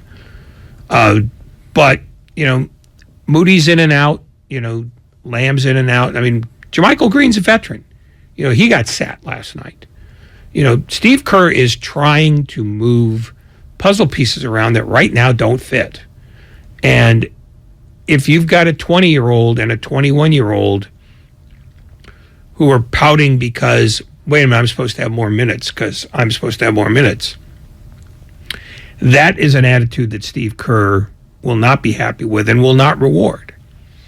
So there will be a conversation between Kerr and Kuminga. And you think it's something. You don't think it's nothing. I don't think it's nothing, but I don't think it's a lot. Right. I think it's something that where you can just go and say, hey, really? Where's your head at right now? Like, I'd show them the video and be like, really? Really? Oh, I wouldn't do it that way. I go, tell me where your head's at, and use that sort of as evidence that you're not sure where their head's at. So ask them. You know, make them confront their shortcomings, because that's the first step toward addressing them and, you know, reducing them or eliminating them. And the other question of how do you get, like, how, if you're going to play two-way players over lottery picks and guys that were high lottery picks like Wiseman, what is the path for Wiseman's improvement? Practice? Do you really get better in practice when your starters aren't playing in practice sometimes because they're just resting? Or does he need G League run? He might need both. I mean, I don't know how you manage to do that, but, you know, because I don't think it's just he's forgotten how to play. I think he's not playing the way they want him to play. It's, you know, we want you to rebound. We want you to be a rim protector. We don't need you to get a 25-foot run and throw down a thunder dunk. If you do that, fine. But we have a set of tasks for you when you play. And you need to accomplish those tasks. And if you can't, we can't play you. So that's what he needs to do. It's just understand, rebound, rim protect, set a convincing screen and roll right away from it the way they taught you to do. It's the little nuanced things that don't appear in any box score, but the stuff that they will know is happening or not happening.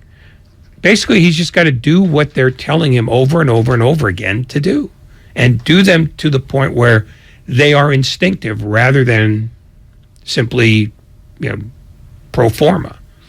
If you just tuned in, we had Tim Kawakami on just a minute ago, and we asked him about, you know, what it's going to take or you know, how he sees the potential for trading one of these young players at some point this year. Here's what Tim had to say.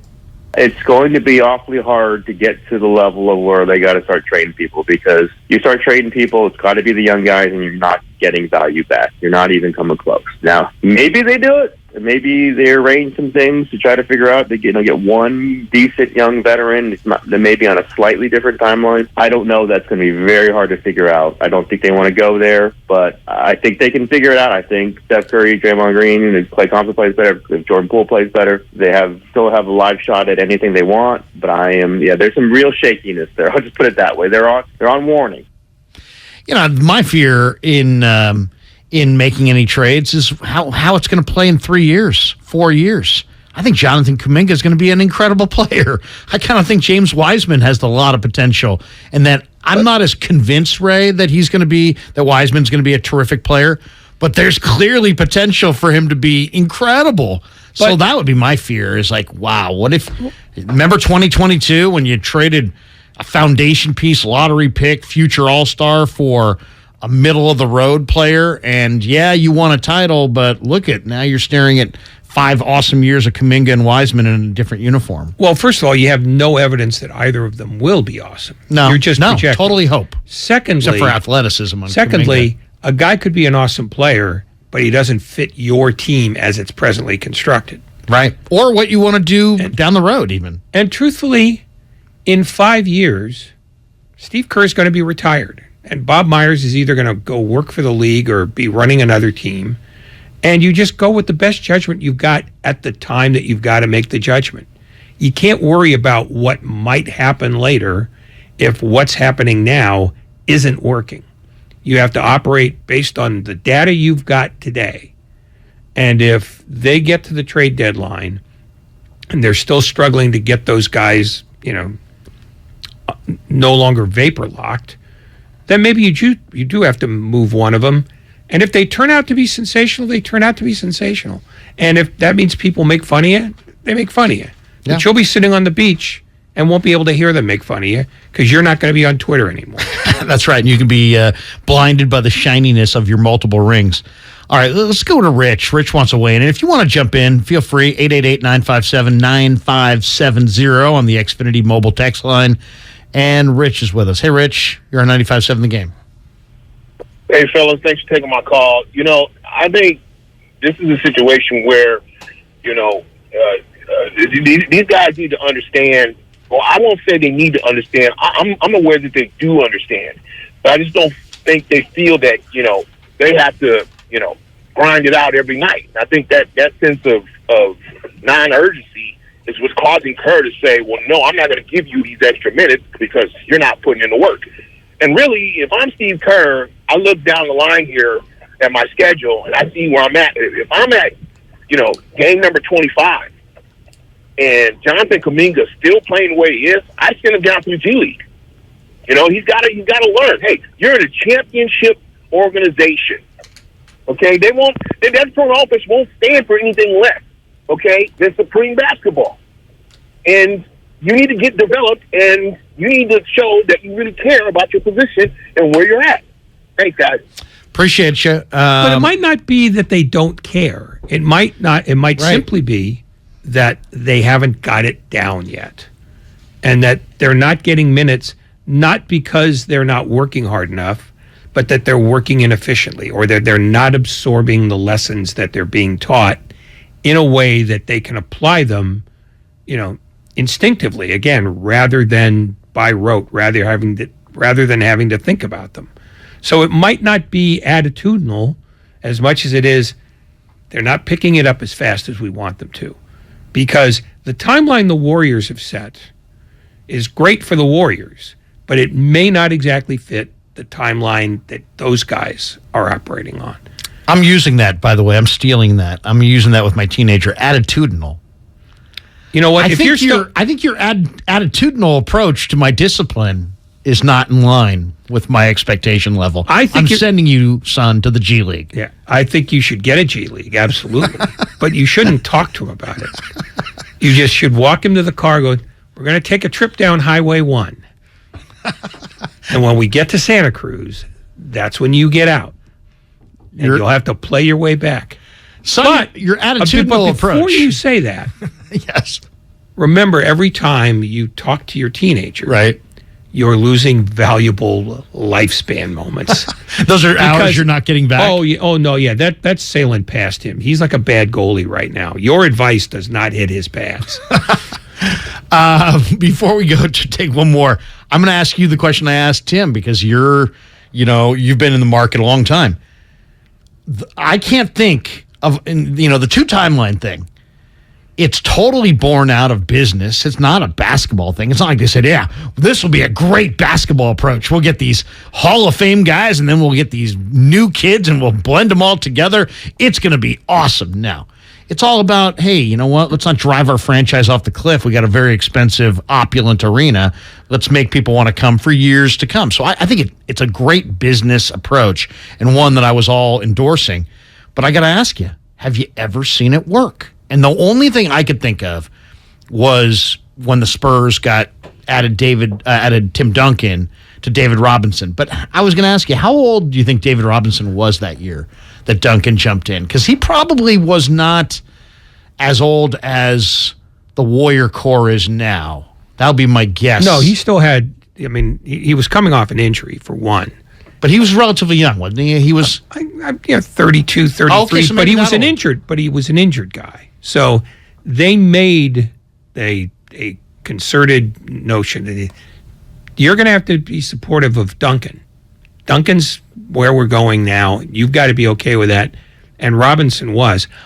What I would suggest is that the best example of what we're talking about might be the Celtics of the late 60s, when they finally aged out after they won this 1969 title and then Russell retired. And they were bad. They were bad for a year. They were mediocre for a year and missed the playoffs. And then they went, Havlicek became the new core of the team. They picked up Cowens, JoJo White, and within 4 years they were back in the finals again. So, but that was a transition that, because all the Celtics of that 60s era got old at about the same time. Casey Jones, Sam Jones, Satch Sanders, Russell, all of them. They basically hit E at about the same moment. This just kind of makes me wonder. You bring up the Celtics. It makes me kind of wonder when we're having this discussion.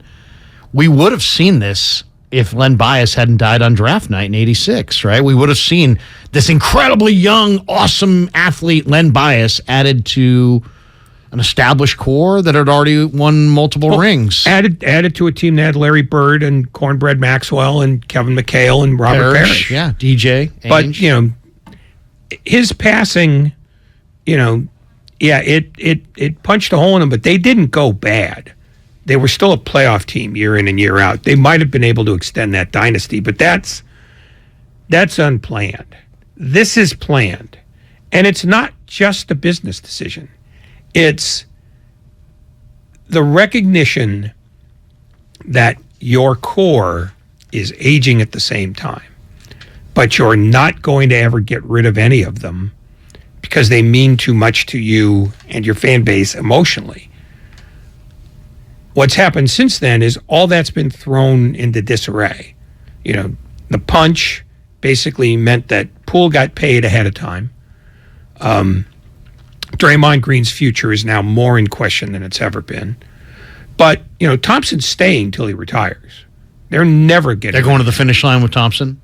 They're absolutely going to. They're going to go to the finish line with Curry, obviously. Yeah.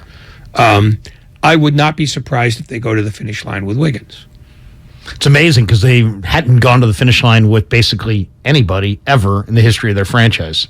No, because for the large part of the history of their franchise, they weren't very good. Right. The one guy they came closest to, other than Al Attles, was Rick Barry, because they went and got him back after he went to the ABA.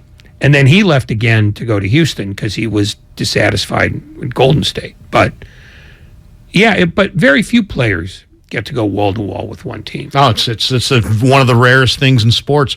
Give us Matt in Oakland who wants to weigh in here before we take a break for Pete King. Peter King's going to join us at 4:45, and we'll talk a little NFL with Peter. Hey, Matt, you're on 95.7 The Game. Afternoon, gentlemen. We've got a transcendent player here who deserves a little bit more than I think this franchise is giving him. I don't care about Joe Lakem's money. He's up, $6.5 billion since he made this.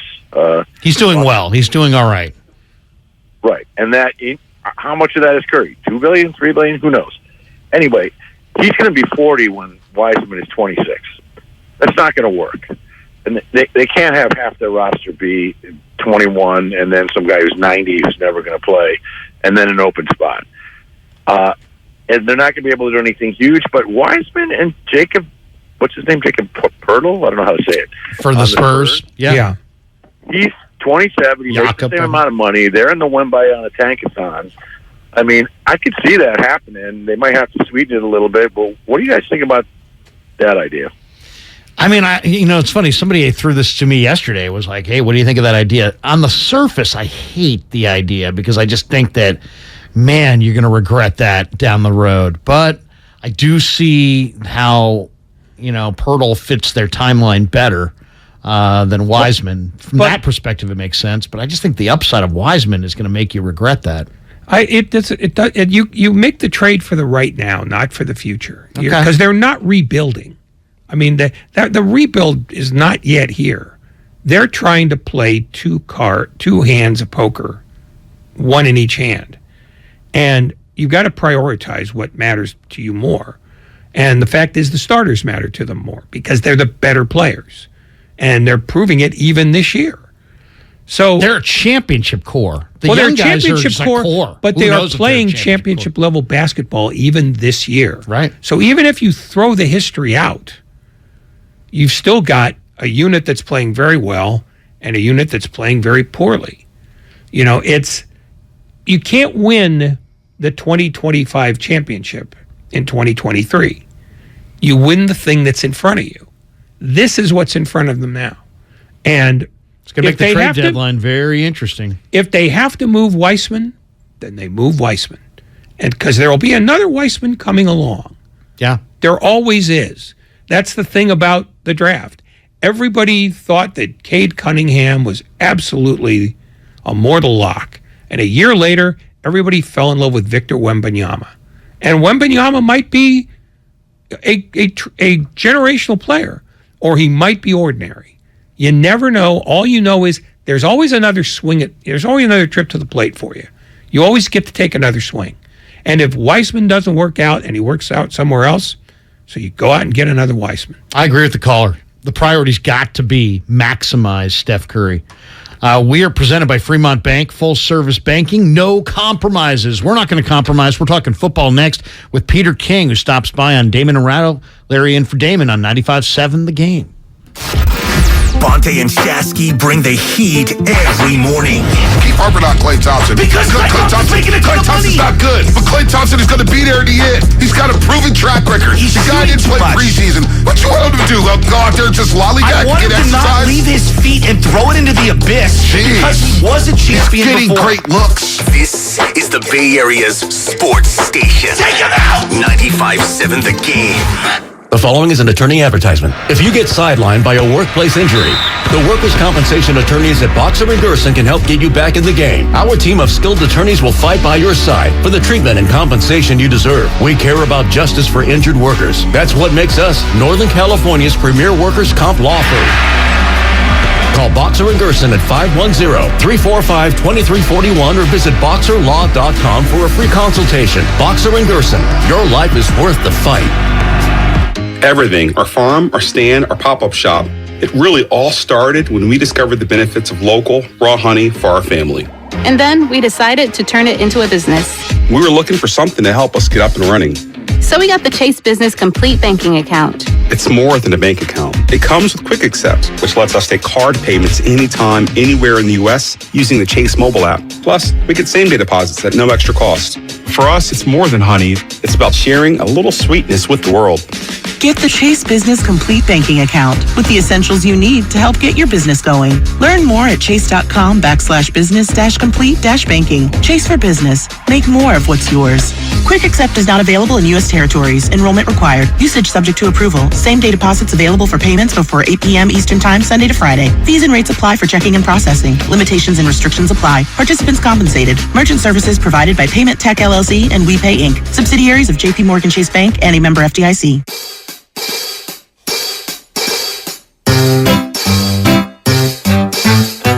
1-877 Cars for Kids.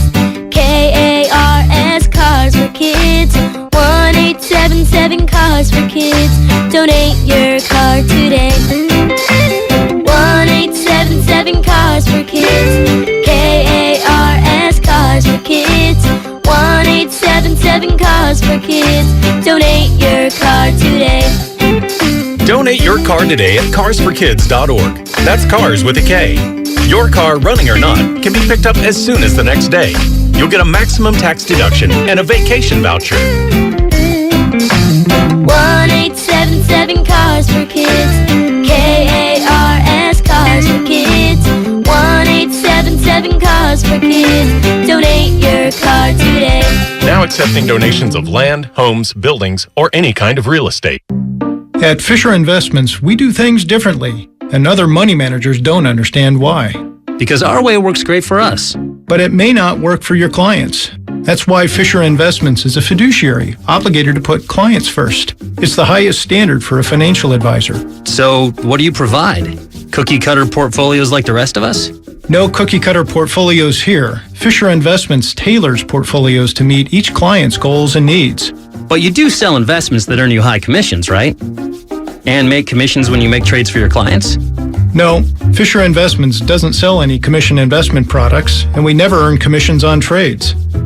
So what's in it for you? Fisher Investments fees are structured so we do better when our clients do better. When it comes to helping clients achieve a comfortable retirement, we're clearly different.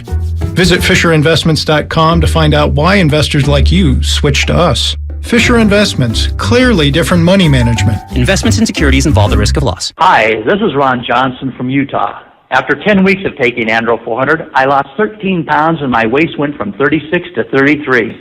That was 8 years ago.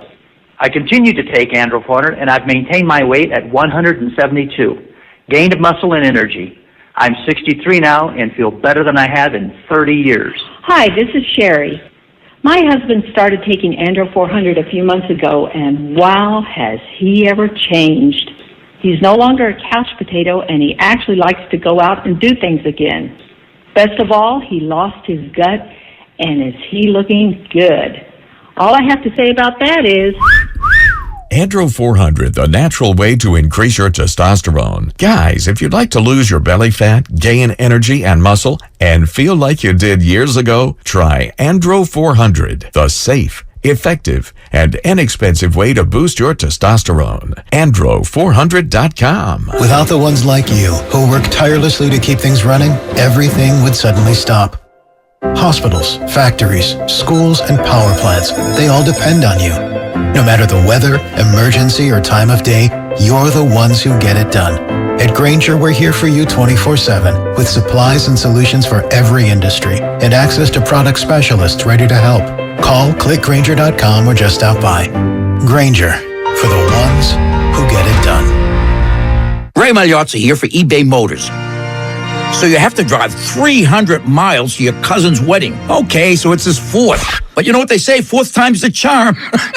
Well, here's the problem. Your tires are as bald as I am. But lucky for you, eBay Motors has tires for just about every make and model. Plus wheels, lug nuts, jack stands, and more. 122 million parts. Do they have tissues? Oh, good, because I'm definitely a crier. Get the right parts at the right prices. eBay Motors. Let's ride.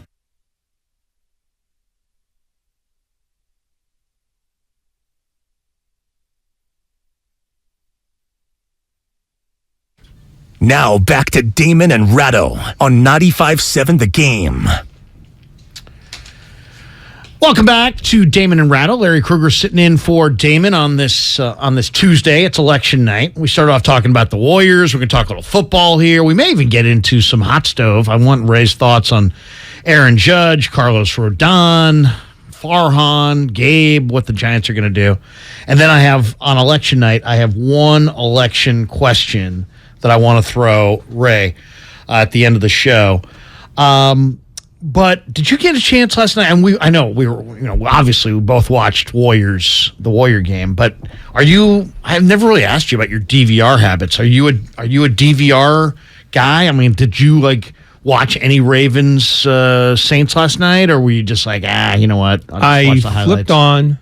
I saw that the Saints were playing like the Saints, and I said, I don't need to know anymore. Okay. I'm not riveted to football, and as long as I know the score and I know what the spread is and the total, I'm good. Okay, so here's the question I would have for you coming out of that game. If I said to you, how many teams in the NFL have any percentage chance to win this year's Super Bowl? What are you going with? Do you think that's a low number? Personally for me, I like Philly and Buffalo and Kansas City and the Niners. But that's it for me. We'll get your thoughts on that in just a second, because Peter King has we've just connected with Peter. Peter, welcome to 95.7 The Game. Larry Kruger sitting in for Damon Bruce with Ray Ratto. I was just about to ask Ray. Larry, you're way low. You think it's way you think it's low? So I got Niners and Philly in the NFC, and I've got Bills and Chiefs in the AFC. Listen, those are the four teams that I think are going to be the Final Four. But as we saw on Sunday with the Jets beating Buffalo and the right elbow of Josh Allen being a little iffy right now, you just never know. There's so much time and all that stuff. But I would just say there's a couple of things that I would be cognizant of going down the stretch of this season. The Miami Dolphins are 6-0 when Tua Tagovailoa starts a game and finishes a game.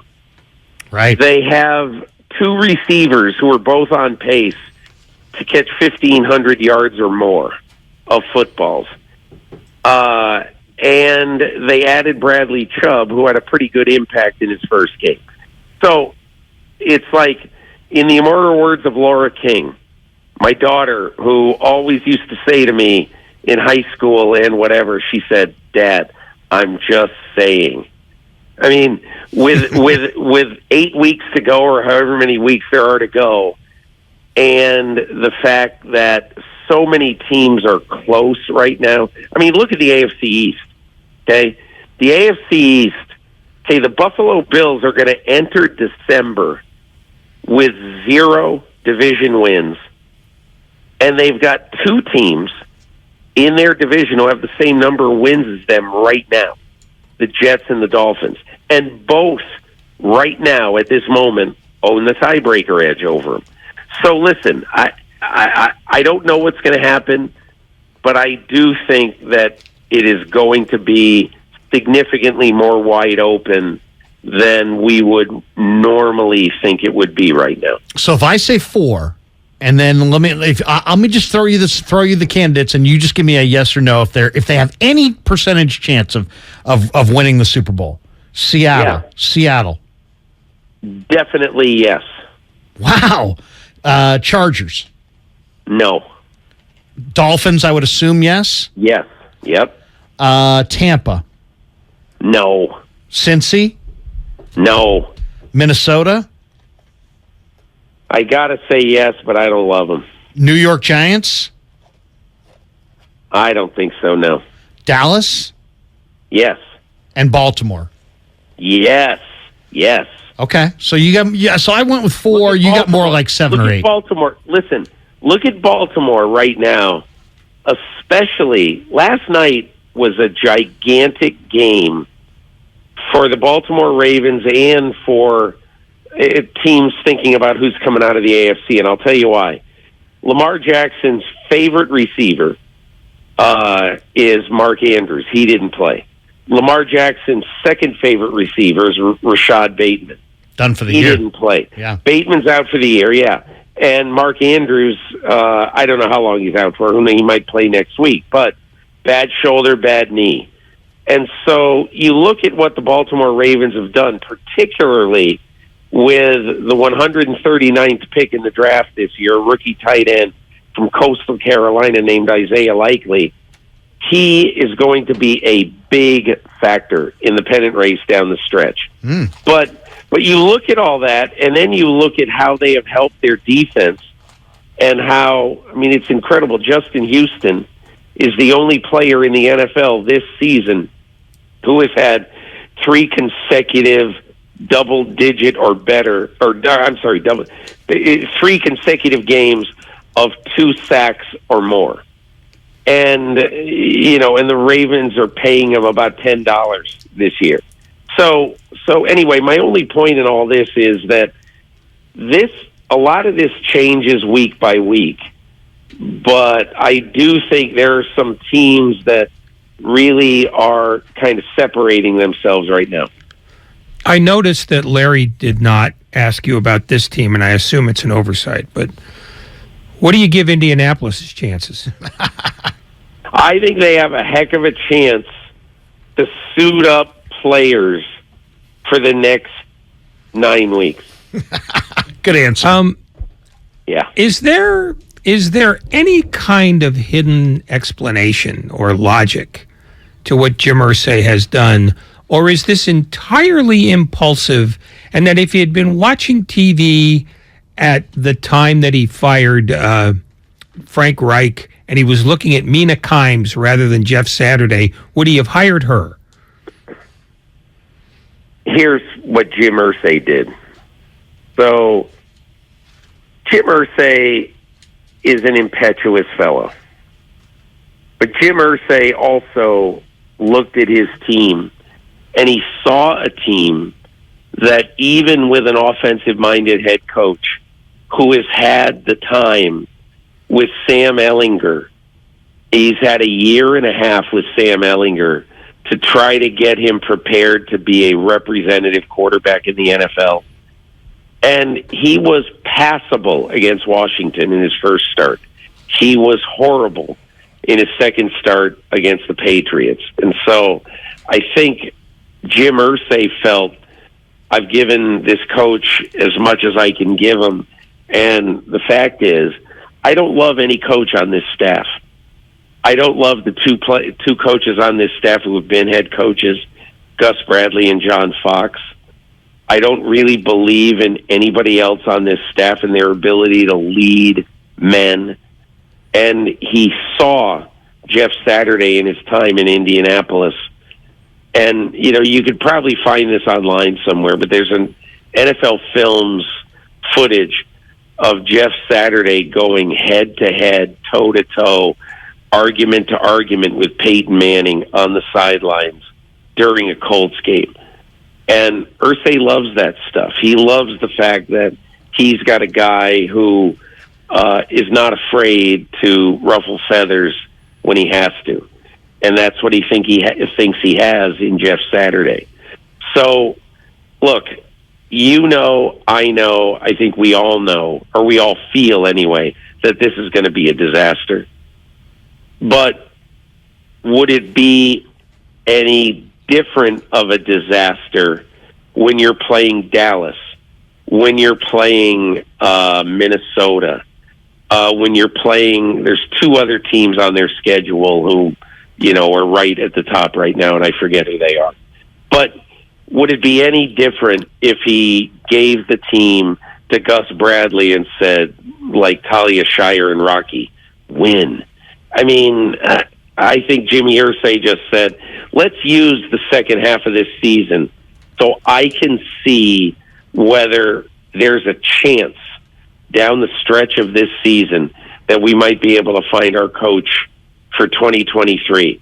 And again, I think we would all say that it's ridiculous, and it could very well be, but it's a long shot that Jimmy Irsay was willing to take. Welcome to your 5 o'clock hour. You're listening to 95.7 The Game, KGMZ FM and HD1 San Francisco. Always live on Twitch, YouTube, and the free Odyssey app. Damn well better be free. Peter King joins us as we talk a little bit about the NFL. 49ers coming out of the bye week. They get the Chargers on Sunday Night Football next week. Chargers struggling to stop the run. 49ers obviously just had an incredible performance before the bye from Christian McCaffrey. What is, in your mind, Peter, the 49ers' number one issue as a team going forward into the second half here? Health. Their number two issue is health. Their number three issue is health.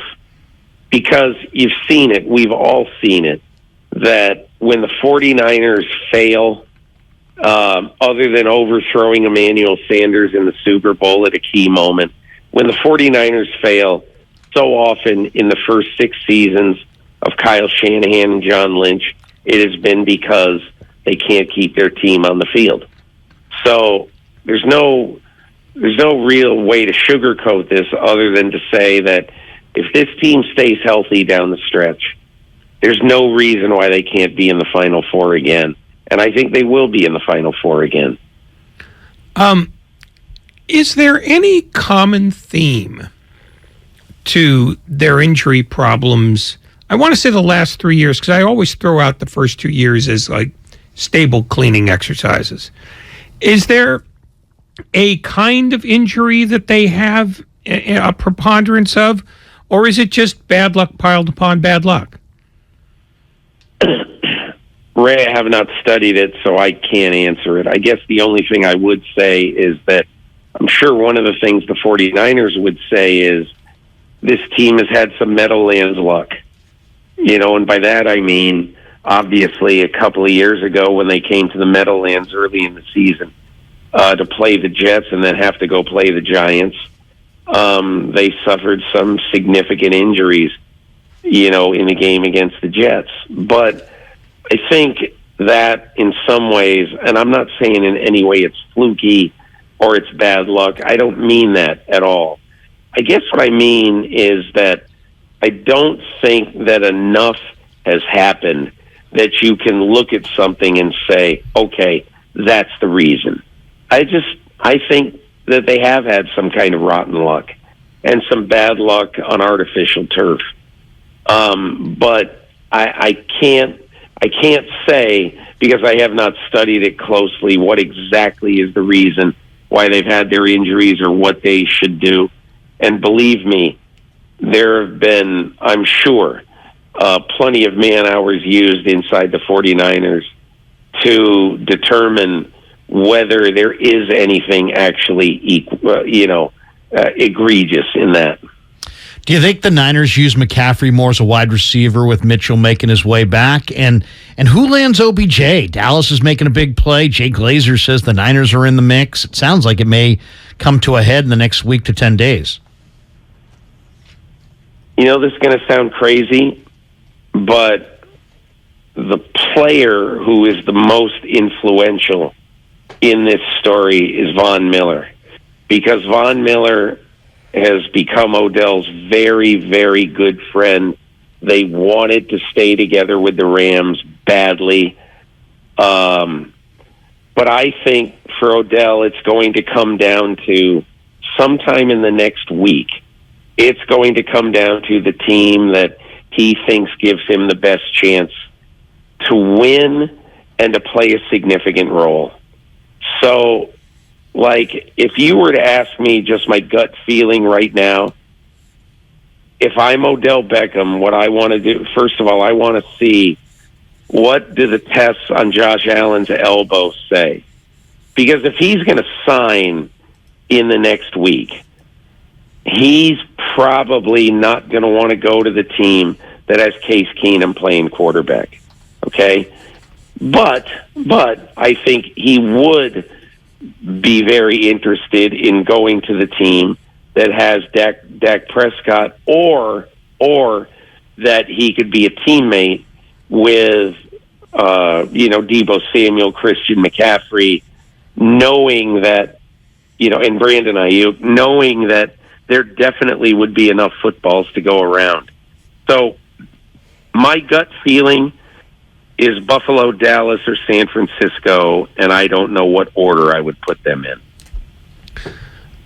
Given the fact that, most teams are now capped out or close to it that matter, would he be comfortable just, being a rental on a minimal contract on the assumption that he'll get his money later?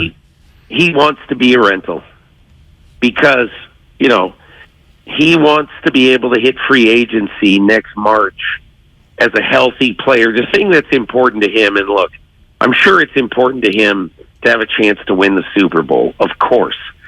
But what else is really important to him is to be able to show that he still can be a standout receiver, and next year at age 30, come back into the NFL for one more significant contract. And look, the one thing that I think is different next year than it is this year is that there are a lot of teams that are going to have money next year. Okay? And so I think all he wants to do is get paid for his services this year and then know that he's got some sort of agreement at the end of this year that maybe they pad his contract to make it more than 1 year, but he's got some agreement that, even though you can't do handshake deals, something where he knows he's going to be a free agent next March. And I think that's really, really fair for him because, look, nobody wants to sign Odell Beckham Jr. to a giant deal right now. Who would want to do that? You don't even know what he is.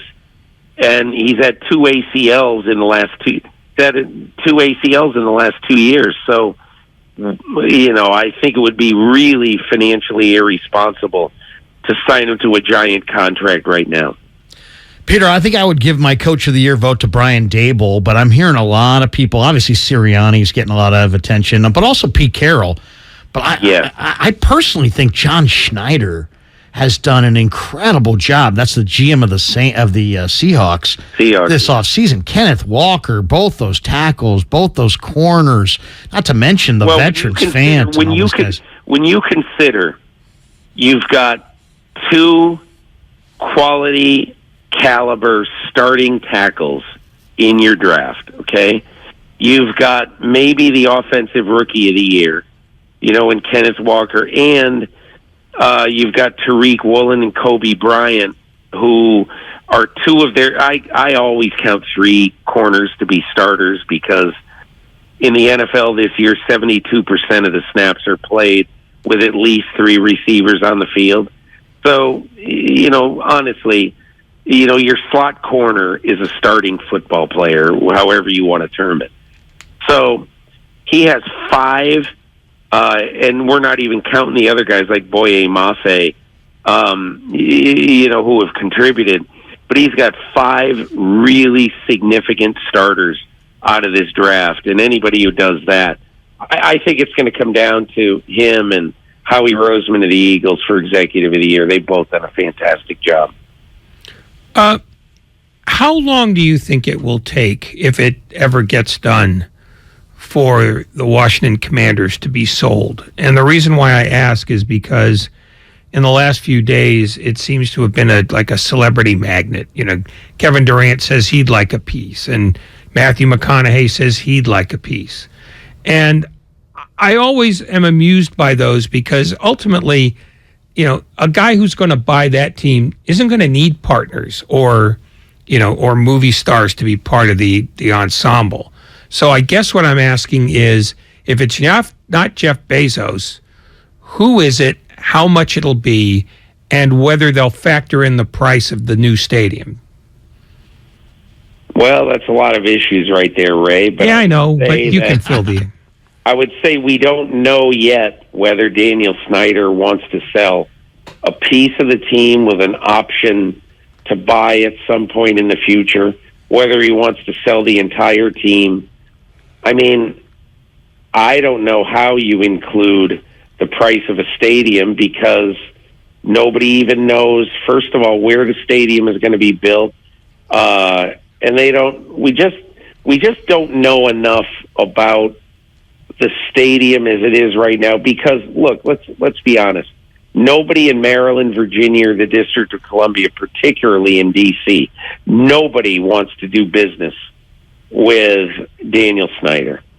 And because nobody wants to do business with Daniel Snyder, if you're going to get into bed with Daniel Snyder and do a business deal with him, and you want to do that, you have to have some ability to know that, like Steve Bisciotti, when he bought into the Baltimore Ravens, that there is a line of succession in mind, that as soon as you buy the team, that in X number of years, I'm going to have an option to buy everything.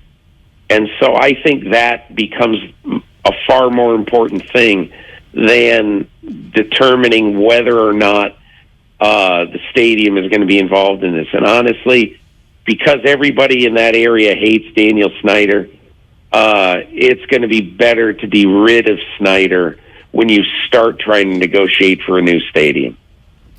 Peter, we'll always love bending your ear and picking your brain. Thanks for stopping by, and we'll do it again. Sounds good, guys. Thanks a lot. Peter King, fantastic football conversation. Anytime you hear him, the guy is just dialed in on almost every single team in the league and every single subplot. We're going to let you hear a little bit of, if you missed Bob Myers, Steiny and Guru had Bob Myers on today. Great conversation, really was, with the Warriors president. And he stopped by today, and, they started off their conversation asking him why he thinks the Warriors right now are not exactly playing with a ton of joy. Oh, man, I think you could throw out anything. I don't have an obvious answer. I don't think anybody knows that specifically. You could throw out theories.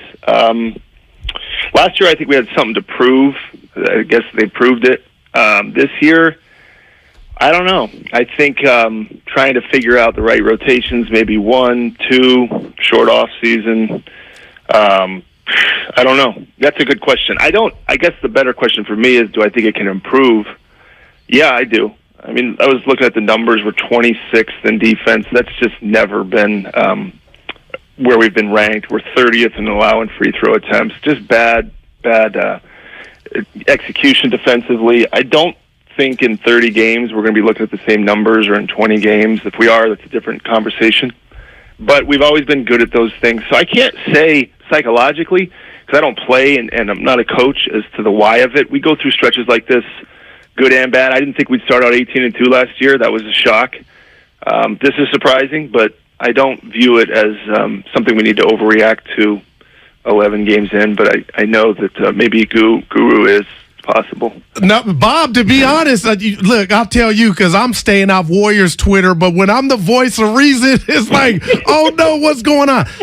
Listen, I know you gave Steiny credit for the face of the franchise with Steph, and we had great fun with that, but he also came up with the 2 timelines.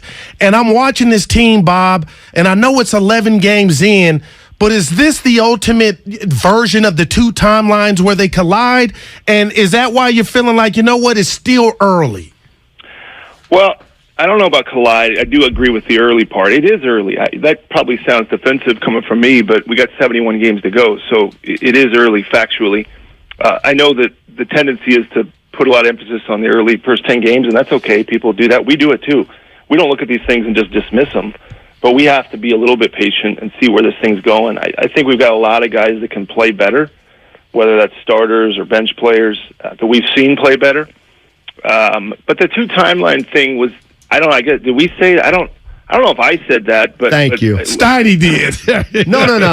No, but I don't. I don't know whoever Steiny. But I've always kind of thought that when we drafted the young guys, eventually they'd help us, but in the meantime, let's try to give, like we did last year, this team a chance to win a championship. Don't know if it would happen or not.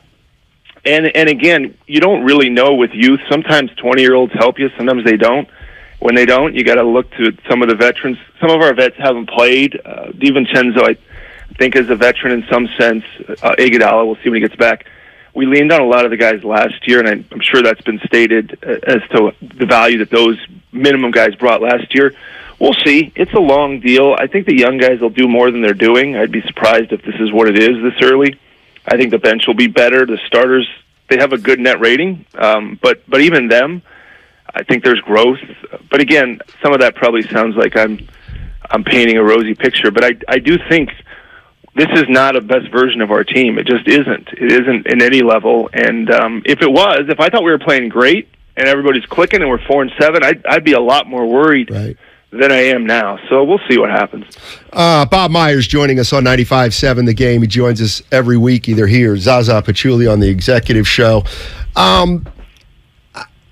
It feels like there's some chemistry and trust issues between like your veteran champions and your young players. Is there a disconnect there that needs to be kind of figured out? I think that the vets, there's a group that has won, you know who they are, and they have a high level, a high standard of what basketball should look like. And I'd say privately, Matt, which the listeners and you may not see, is the vets help out the young guys a lot. I don't walk around our building and see vets rolling their eyes and pulling me aside and saying, "Yeah, I can't believe you're playing these guys." I really don't see that. Sure, they get frustrated with the young guys, just as vets get frustrated with any young guys on any team. I'm sure people were frustrated with our young guys that are now the vets at one point or another. But I do think they see them working. I asked Andre a week ago, who's been working a lot with Kuminga. I said, "You got to tell me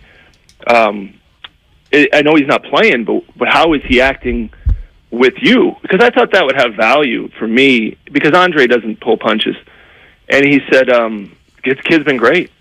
So I worry more about Poole. I'm in my office down. I can look out on the practice court, and Poole came. We were closed today, and Poole came in. And so I see some things that gives me more confidence and optimism. The listeners and fans don't see. Doesn't mean it always ends up being a good thing. But I have belief in these guys, Matt. But certainly, yeah, there's times in the game where the young guys aren't performing and the vets get frustrated, but not to the degree where it has tipped over any edge at this point. Bob, let me ask you this, because we always keep it real, and I've given you credit and the organization for Jordan Poole sending them down, and I told you I haven't seen a metamorphosis like this in sports in a while. But when my takeaway last night, forget the win, he attempted 4 shots and, led the NBA in free throw shooting, and he's at 81% now, and I know it's 11 games, 30% from 3.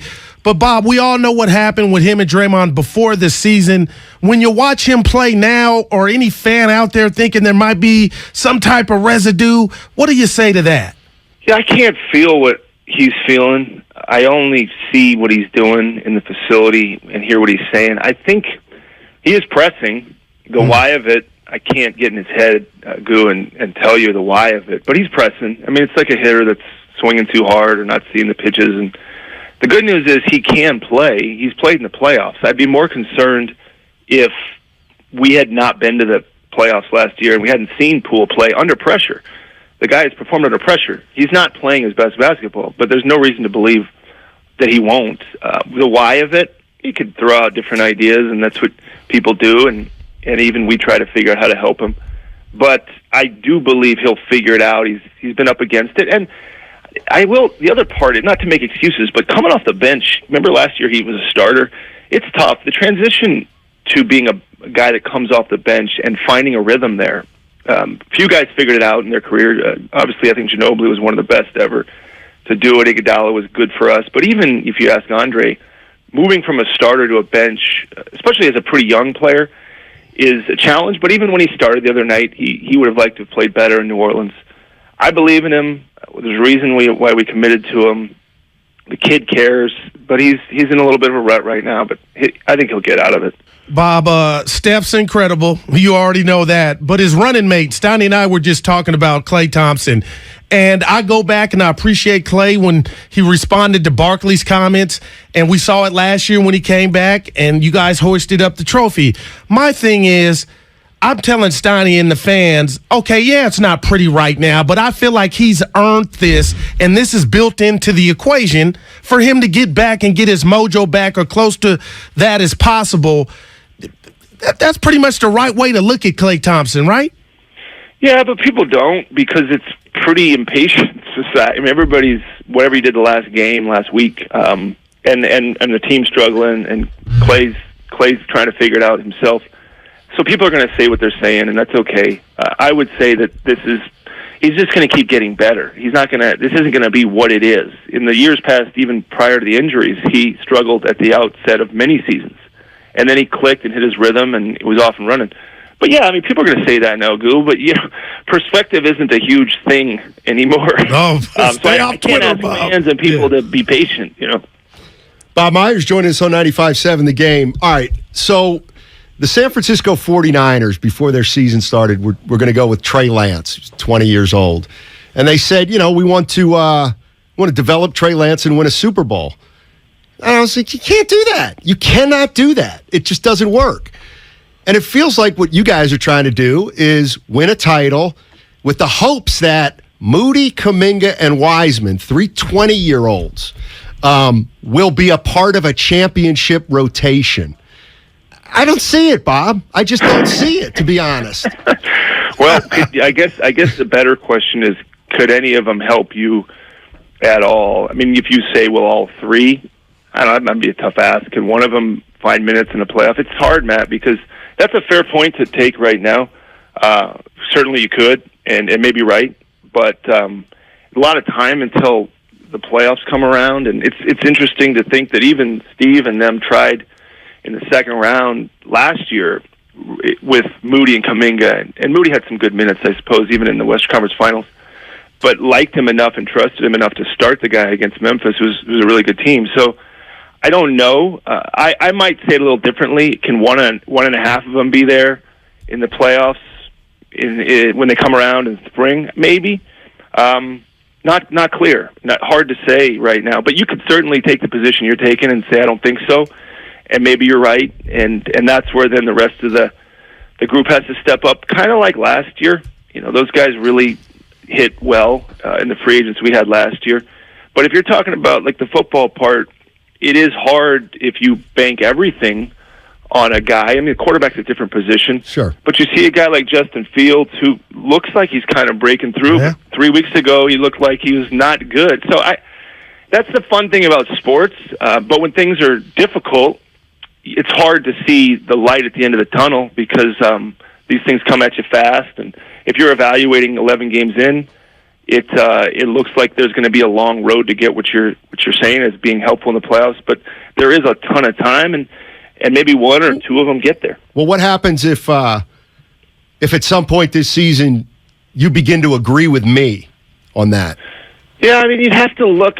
We always, whatever it is, Matt, whatever it is during the season of trade deadlines in February, most action happens then. We got to see what we are. I think, Poole's going to be better than this. That'll shore up some of the second unit, and we don't know what Dante's going to do as far as what he does for us. We don't know what Iguodala is going to do.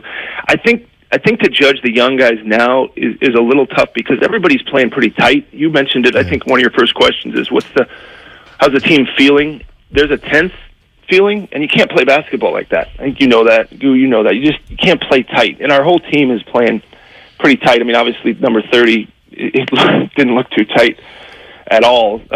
But he's like you said, he's an unbelievable player, and to do what he did last night is just you got to treasure that for the people listening because I don't care if you're a Warrior fan or 10 years old or 90. That's how guys shoot 17 to 24 from the field, 7 to 12 from 3, no turnovers. It's impossible. Like you can't do that at the YMCA. You can't. It's impossible to do that stuff. And the shot, if you watch the game, the shots he was making are hard, even the twos off the glass. I mean, these are hard shots to make with nobody guarding you. So that's him. I know I don't want to dismiss him, but Matt, we got to see what do we look like. And if there's a buyout or something that you think helps, and but we're way that's getting way ahead of ourselves at this point. Bob Myers joined us on 95.7 The Game.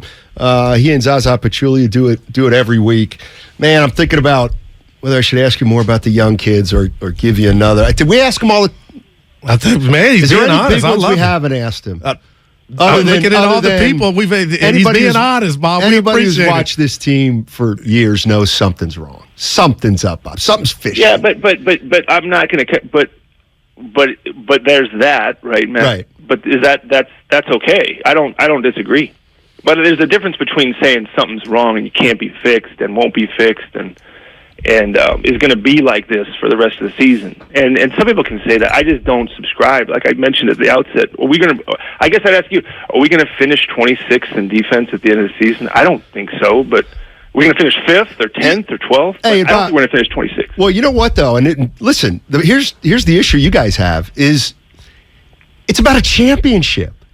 It's like if you guys go 53-29 and you get to the Western Conference Finals and lose, I think internally you guys would be like, that's not bad. But I think externally, it's all about a championship. Yeah. No, we think the same thing. We thought the same thing last year. I don't think we thought it when we were 15-50. We thought, last year, I don't know. I don't really spend a ton of time saying are we a championship team or not. Things change so much throughout the season. I guess I would look at it, I'd ask you guys, this is going to maybe not sound, I don't want to sound arrogant, but I do think if you look at the Western Conference, I think we got a team that can compete with all the people in our conference, and I believe that. Yeah, I don't know. I don't know. I don't know. Yeah, maybe we'll. Yeah, I don't think anybody really knows, but I look at the starters' net rating and the start. If you look at the playoffs, well, people 1 year we were going to the finals. I think it was our 4th year in a row, And somebody said to me, "You worried about the bench?" And they said, I said, "The bench?" He said, "Yeah, the bench is this bench scoring." And I said, "Go back and look at our bench scoring the last 4 years." And it was 26th in the league, 27th in the league, 28th, 25th. We never had people talk about strength in numbers. That's great. You know what they did? They defended. Right. That's what they did. So we've never been this awesome bench team. It's really been about the top 6 guys, even when we were winning, and it really kind of was last year in a sense. And the further you go in the playoffs, the less guys play. The question for us is going to be going into the playoffs. You know, can these guys get 40 minutes, 38 minutes? Because that's where you find out who you are. And even in the start of a tough season, the starters, even with Clay being able to, in my opinion, play a lot better than he's playing, I think they got one of the best net ratings in the league. So that's encouraging from a standpoint of can we compete, because that's a good sign. But again, I don't sit here and say what we're going to be this early in the season or not. Bob Myers with Steiny and Goo earlier today on 95.7 The Game. Is there anybody better than Bob Myers? As far as, you know, it's funny, when I did the show for years with Radnich, we used to have the barometer of, could you drive cross country with that guy? As, you know, do you like him or not? Bob Myers seems to be a guy that, yeah, you could easily drive cross country with Bob Myers. He wouldn't annoy you. You'd probably get at least most of the way there before he ever began to annoy you. What do you think, Ray? He's smooth, and he knows how to give you the answer he wants to give you in a way that makes you think you're getting more out of him than you are. I think after, so you're skeptical. I'm skeptical of anybody in that position. And when you listen to his answers, he sort of gives you that, well, you could be right, which is like the flatterer's way to, you know, get into the things. I'm not sure I subscribe to that, but you know, maybe you're, you know, he validates you to a degree, right? But in the end, when he walks away, I know he's going, man, am I glad that's over. Those two donkeys. No. Well, no, but our guys did a great job. I think it's. But you think I think it's any two donkeys. Right. That's what it doesn't matter who it is. It's just, man, that's 20 minutes I can't get back. Right. As far as executives go, John Lynch also, I think, is you know, he's also will validate you. He's pretty kind. He's not going to bite your head off. But says even less. Says less. Farhan goes with the laugh, but then will kind of tell you more than he actually will tell you. Like, I asked him once about David Bednar, or I think it was David Bednar, the guy they drafted, and Will Bednar. And I asked him, like, the day before the draft or the week before the draft, hey, is there any guys you're interested in? I'm trying to press him for information. And he named Will Bednar on the show, and then a week later took him. And we had him on again. I'm like, did you give us that on purpose and we're kind of screwing with us? And he just laughs. I just think Farhan kind of gets you with he's got a very contagious, easy to join in laugh. He'll give you a piece of information that ultimately doesn't mean anything. Right. But on the substantive stuff, he'll tap dance too. Right. I mean, it's just there are very few guys, and the only guy I ever really came across who would just tell you flat out what he was going to do was Al Rosen. And the reason why... Former GM of the Giants. Right. Really authored, probably has as much to do with the turnaround of the Giant franchise. Oh, very much so. As anybody. Yeah. Really. He would just, you know, I remember asking him a question. He also had a violent temper, didn't he? No, well, he could get pissed, but he wouldn't get pissed at you. He would, like, the night of the split doubleheader with the Dodgers, when the game had to be rescheduled from a rainout in L.A. and should have been played the next night, but the Dodgers all wanted to go see a concert, so they didn't want to play. So they said, no, we're not going to do that. So the game ended up being replayed as part of a doubleheader on a Tuesday night at Candlestick. And between games, for reasons that remain a mystery to me, the Giants showed like a highlight film that meant that there was 45 minutes between games. And the first game started at 5:30, so we're talking about 9 o'clock now. And people have been getting liquored up the whole time. The second game goes like 12 innings, and it ends about 1:45. And most of the second game, anytime there's a fly ball hit to left field, the left field stands would empty, and people would run across that grass, that stretch of grass. It wasn't a berm; it was just like flat grass, and they had the outfield fence in front of it. And they would sit there and climb the fence and scream at the Dodgers. In fact, at one point, somebody caught a foul ball and then hurled it back into the batter's box and nearly clocked Rick Dempsey. And Al Rosen was so infuriated that he compared it to Iwo Jima the next day. He was just, wow. Yeah, it just went with the World War II analogy. But the thing that I remember more than anything else was him telling me some details about Atlee Hammaker's next contract. And I asked him, I said, "Are you sure you want to be telling me this stuff?" And he said, "Let me explain this to you. This stuff's not that important, ultimately. It's not a secret I need to keep because you'll find out about it eventually. But the other thing is, you have to treat lies like they're money. At some point, you'll spend enough that you'll run out of money. And that's the time when nobody will believe you, even when you want to tell them the truth. So I'd rather lie infrequently than lie a lot, because you'll never know when I'm lying to you if I tell you enough truth to keep you invested in the game."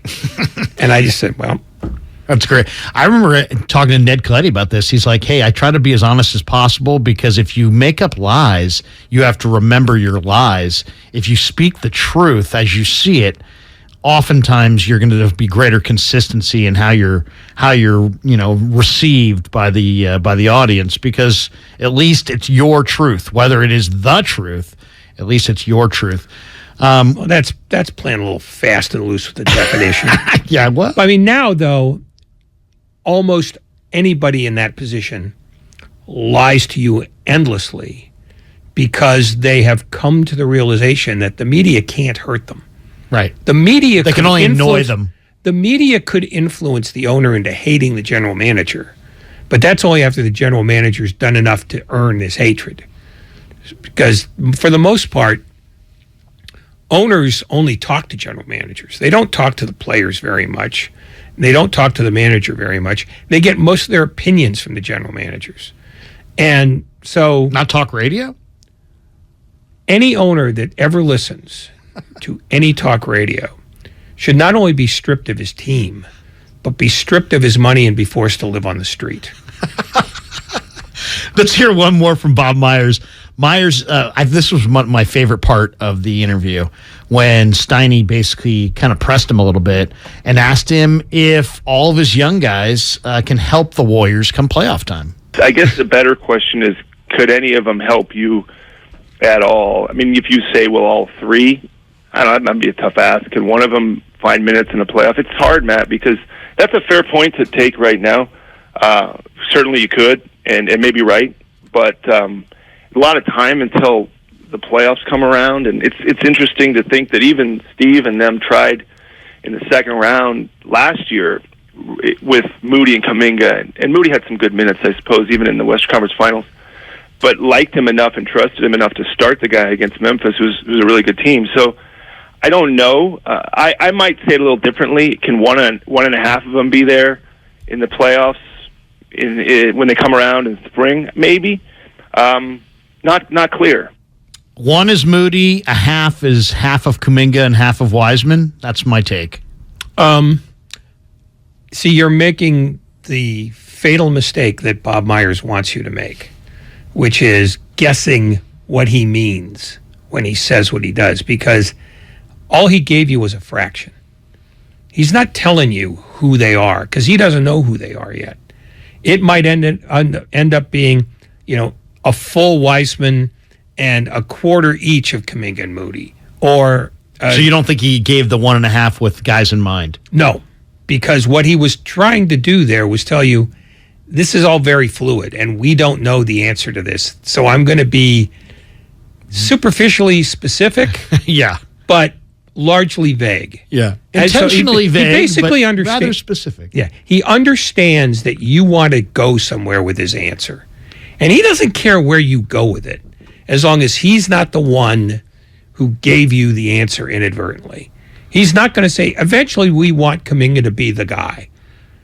Because they don't know if Kuminga's going to be the guy.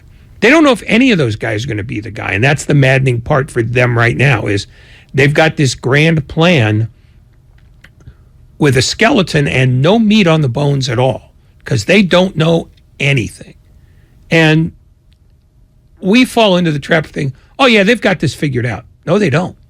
They don't have this figured out at all. Well, and it's not rare. I mean, last year they built the thing and went straight through the season and went with the same guys. How rare is that? Well, that's the other thing. It's incredibly rare. But they did. There's always going to be some changes. Yeah. Well, they found more minutes for Peyton as the year went on. Right. They changed the way they used Porter in different stretches. I mean, what they know is things change. We don't know when. We have to be able to set up situations where we can adapt to nearly anything. And two, people will jump to conclusions easily.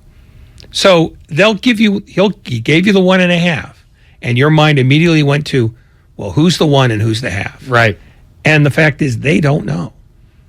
And all he did was say, I'm going to give you an answer that will allow you to let your mind run rampant, but my fingerprints aren't going to be on it. That's right. He's got plausible deniability. I didn't want to take this call, but it says Tracy, or Gus and Tracy, Warriors are doomed. When you're that negative, you go right to the front of the line. We go to Tracy on 95.7 The Game. Hey, Gus. Hey, guys. How you guys doing tonight? Good. What's on your mind? Well, I've been doing a lot of driving today, so I've been listening to you guys since, I guess 9 o'clock this morning. Good job. And everything I've heard is, what's the solution? There is no solution. They don't have the horses to compete this year. Besides the starting 5, who else could you possibly bring in to help you? Well, I mean, but here's the thing. I hear what you're saying, but one, I would be in the camp that says, you probably got to give it 20 or 30 games to really see. I would tend to agree with your assessment, but I also think there's enough equity here when it comes to tradable assets that they're far from doomed.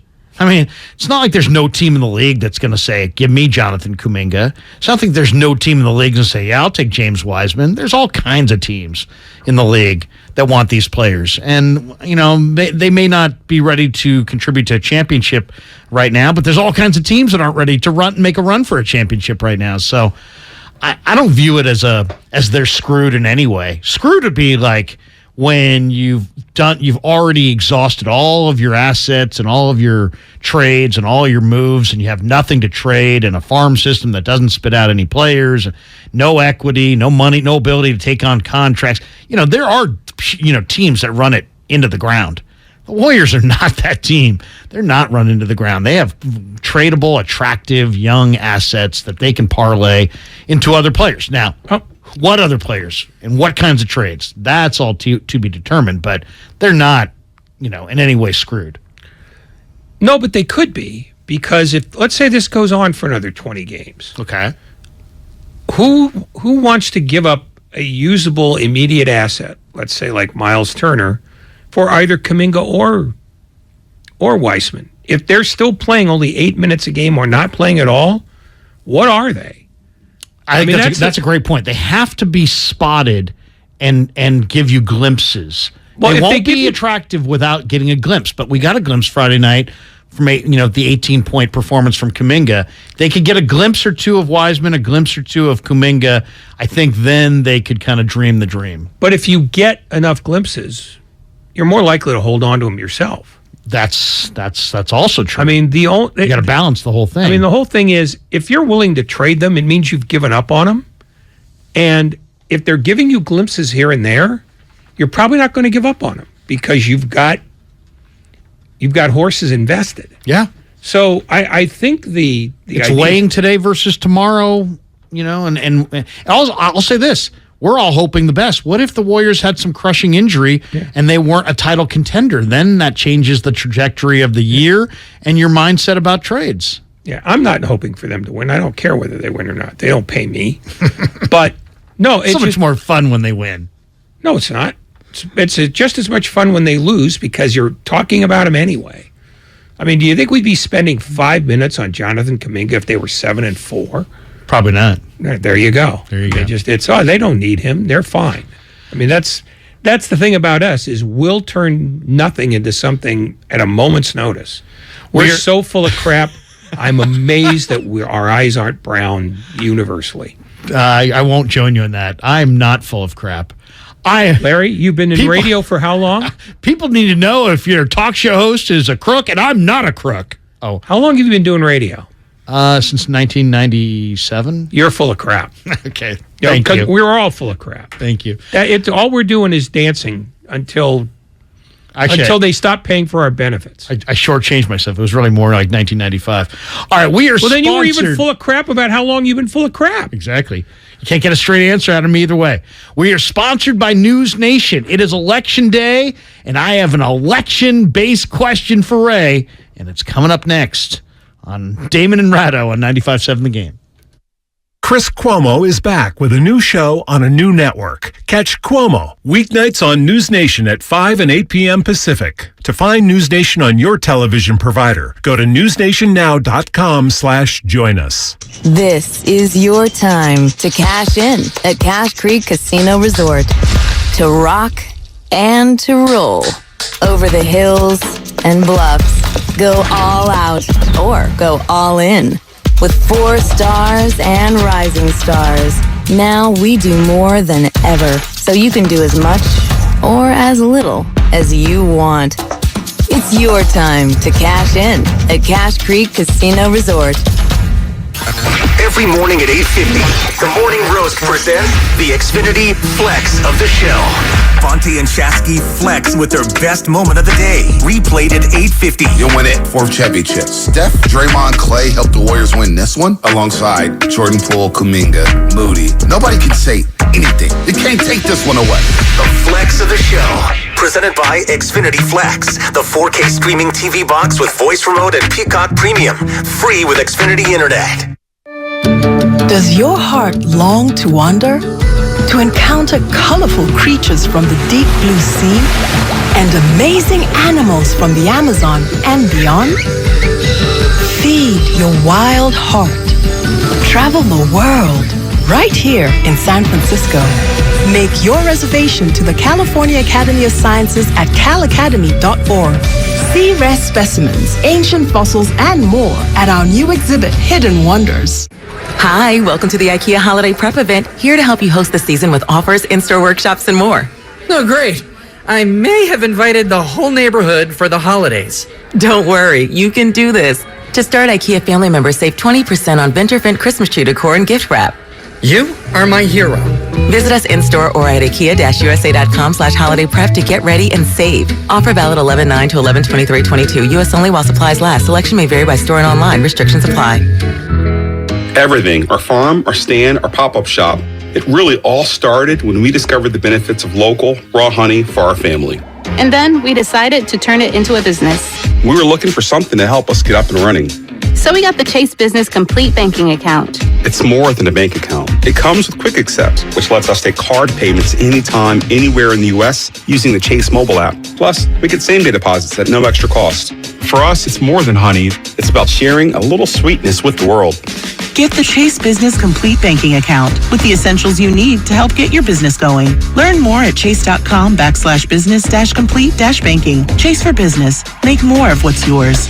Quick Accept is not available in U.S. territories. Enrollment required. Usage subject to approval. Same-day deposits available for payments before 8 p.m. Eastern Time, Sunday to Friday. Fees and rates apply for checking and processing. Limitations and restrictions apply. Participants compensated. Merchant services provided by Payment Tech LLC. LLC, and WePay Inc., subsidiaries of J.P. Morgan Chase Bank and a member FDIC. Do you have 3 ex-wives and your current trophy wife wants a life insurance policy 3 times the size of the policies you had to purchase for your previous mistakes? If so, you need to call Big Lou at Term Provider, 800-230-2777. Big Lou is intimately familiar with your problems, and if you're 50 or 60 years old and in reasonably good health, a $1 million policy should only cost about $100 to $200 per month. Big Lou may have a solution for your previous policies as well. You may even save enough money to lighten the load on your new $1 million policy. Remember, call Big Lou. He's like you, except he's only on number 2. Call Term Provider at 800-230-2777. That's 800-230-2777 for $1 million in term life insurance that you can live with. Call Big Lou at 800-230-2777. 800-230-2777. The new Michelin silicone plates last through everything. On a world record-breaking drive from Alaska to South America in unpredictable conditions. Thunderstorms, ice storms, they just don't quit. Rainier Zeitload chose Michelin Endurance XT silicone wiper blades with advanced Quad-Tech 4-layer coated silicone that repels water, snow, and ice and lasts 2 times longer than other blades. It's coming down in sheets. Real world proven. Extreme weather wiping performance. Upgrade to Michelin Endurance XT silicone wiper blades today.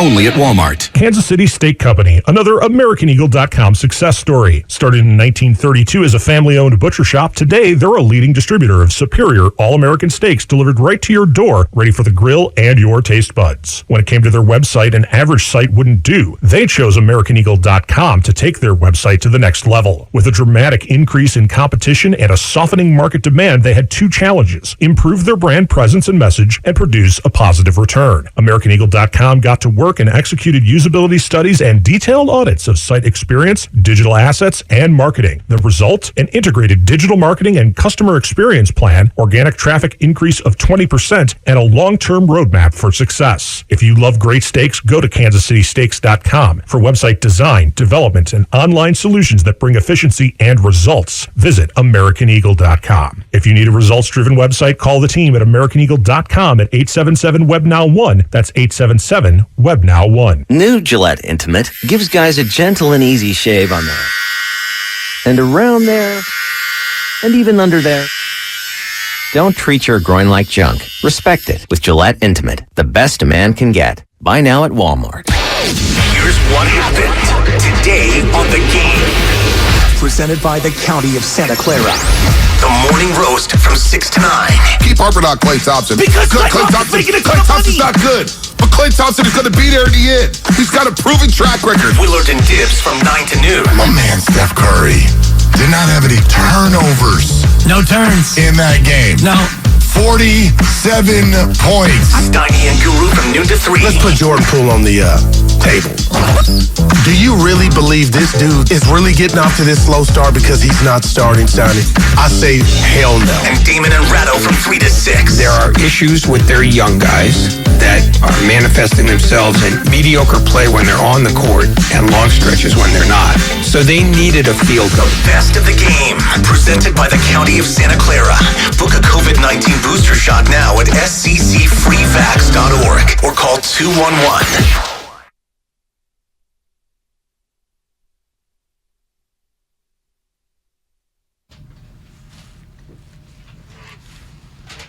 Now back to Damon and Ratto on 95.7 The Game. And we're coming down the home stretch on Damon and Ratto. Larry Kruger sitting in for Damon. What's coming up next on The Game is brought to you by Fremont Bank. The Football Hour with Sean Salisbury and Lo Neal. Love Lo Neal. Sean and Lo recap a wild Week 9 across the NFL and turn the page to Week 10 when the Niners host the Chargers on national TV, Sunday Night Football. It's the Football Hour, and it's coming up next on 95.7 The Game. All right. It is Election Day. Oh, by the way, thank you to Lucas. Thank you to Grandy. Thank you to Peter King, Tim Kawakami, and all of you for listening to the show. And, of course, you, Ray. It's there was no reason to include me in that. Then take you I'm here out. contractually. Yeah, exactly. You're getting paid to be here, damn it. It is Election Day. And I'm watching the game last night, and my man Fitz dropped this little stat. He said 15% of young people who he deemed, I think, 18 to 30, do not vote. 15% do vote. And, the balance do not vote. Only 15% of people between the ages of 18 and 30 vote. Now, I didn't do any research to dig that up. I'll take Fitz's stat on the face and say that it was accurate. But, Ray, I mean, this is a little deep, but has sports, I love sports, you love sports, but has it become so big now that it's no longer a diversion in our life, that it's actually become almost like a distraction from reality? Are there young people who aren't paying attention to real things in our world because they're obsessed over the Warriors or the Giants or the trade deadline or Ohio State football or Georgia, Tennessee, or whatever sport in the sports realm? No, there are fewer young people interested in sports, period, because they look upon it as part of sort of the corporate culture now. Because they've seen how the sausage is made and they found out they don't necessarily like pork. Is it tied to the fact that they're kind of unplugged from cable and that kind of thing? Is that because my emphasis would be that I think people are into sports. I think sports is a larger part of our society than it was 20 years ago or 40 years ago. No, I think you don't agree. I think people who are interested in sports think it's bigger than it's ever been. And it's only bigger than it's ever been in terms of money generated. And media. Media is a false barometer. The fact is, the young generation is more wired on everything than any previous generation. But they just choose, we're not interested. I mean, every year at the Sloan Conference, when they talk about the future of sports and the future of sports media, they're all worried about the next generation because they're not only not hooked into cable, they're not spending a lot of time actually watching games and they're not hooked into teams. They're a lot more hooked into individuals than teams. Well, that's part of the fantasy sports thing. But for the most part, they look at sports as, well, that's something I don't really care that much about. I mean, they're not interested in politics because they don't see that anybody's working on their behalf. And it's true. Nobody is working on their behalf. More and more people run for office trying desperately to appeal to old folks because they're the ones who still go out to the polls. So young people think they have less of a future than ever before. In terms of sports, every year, football audiences are skewing older, baseball audiences are skewing older, even basketball audiences are skewing older. The only sport that is really appealing on a growth basis, MMA? No, not even that. It's leveled off. It's international soccer, one premiership, and then women's sports too, because women's sports started at such a low base that now that had nowhere to go but up. Yeah, I mean, but for the most part, I think young people are just sort of, you know what? I'm never going to go to a game because I don't want to pay $280 to sit in row Z.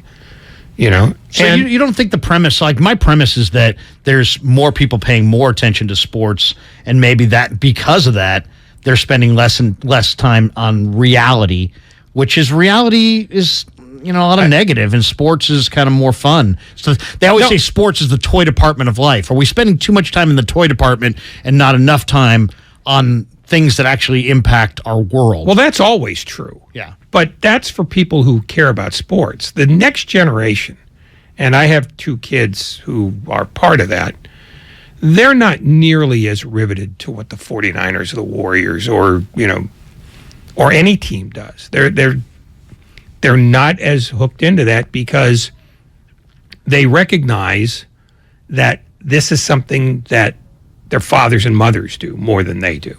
So I think it's fewer numbers of people are more interested. It's interesting, too, is that we are such a highlight culture now. And I know your kids are grown. I still have, a couple in the house. They won't necessarily watch the games, but they're interested. And they'll follow, maybe on the Bleacher Report app or some other app, and like invariably, like the Giants load the bases in the 8th, and my kids come downstairs. Hey, Dad, I saw the bases were loaded. It's like, I'll join you now. It's like, well, thanks. Where were you in the 5th? Look, because they don't care about. They don't care about the 5th. No, there's a reason why Red Zone took off. Oh, the Red Zone's everything. I watch it myself now. Yeah, but because it's just I don't have to watch. We like that highlights. Punt from my own 28. They're not going to sit down for 3 hours and watch anything anymore. No. That's just a fact. And one of the reasons why soccer is becoming bigger is because it's over in an hour and 3/4. You think that's the key? I think that's part of it. Really? I think they don't want to sit through a game where they don't know if it's going to be fun or not. And they don't want to spend 3 hours doing it. They really wouldn't love Pac-12 football then. Well, I think it's pretty clear that nobody loves Pac-12. It's eternal. Which goes is too on bad, and on and on. But so it goes. Hey, it was fun, man. It was fun seeing you. Good to see you. Let's get out of here. All right, that does it. Damon, hopefully back tomorrow. Have a great night, everybody. Enjoy the football hour. For Ray, I'm Larry on 95.7 The Game.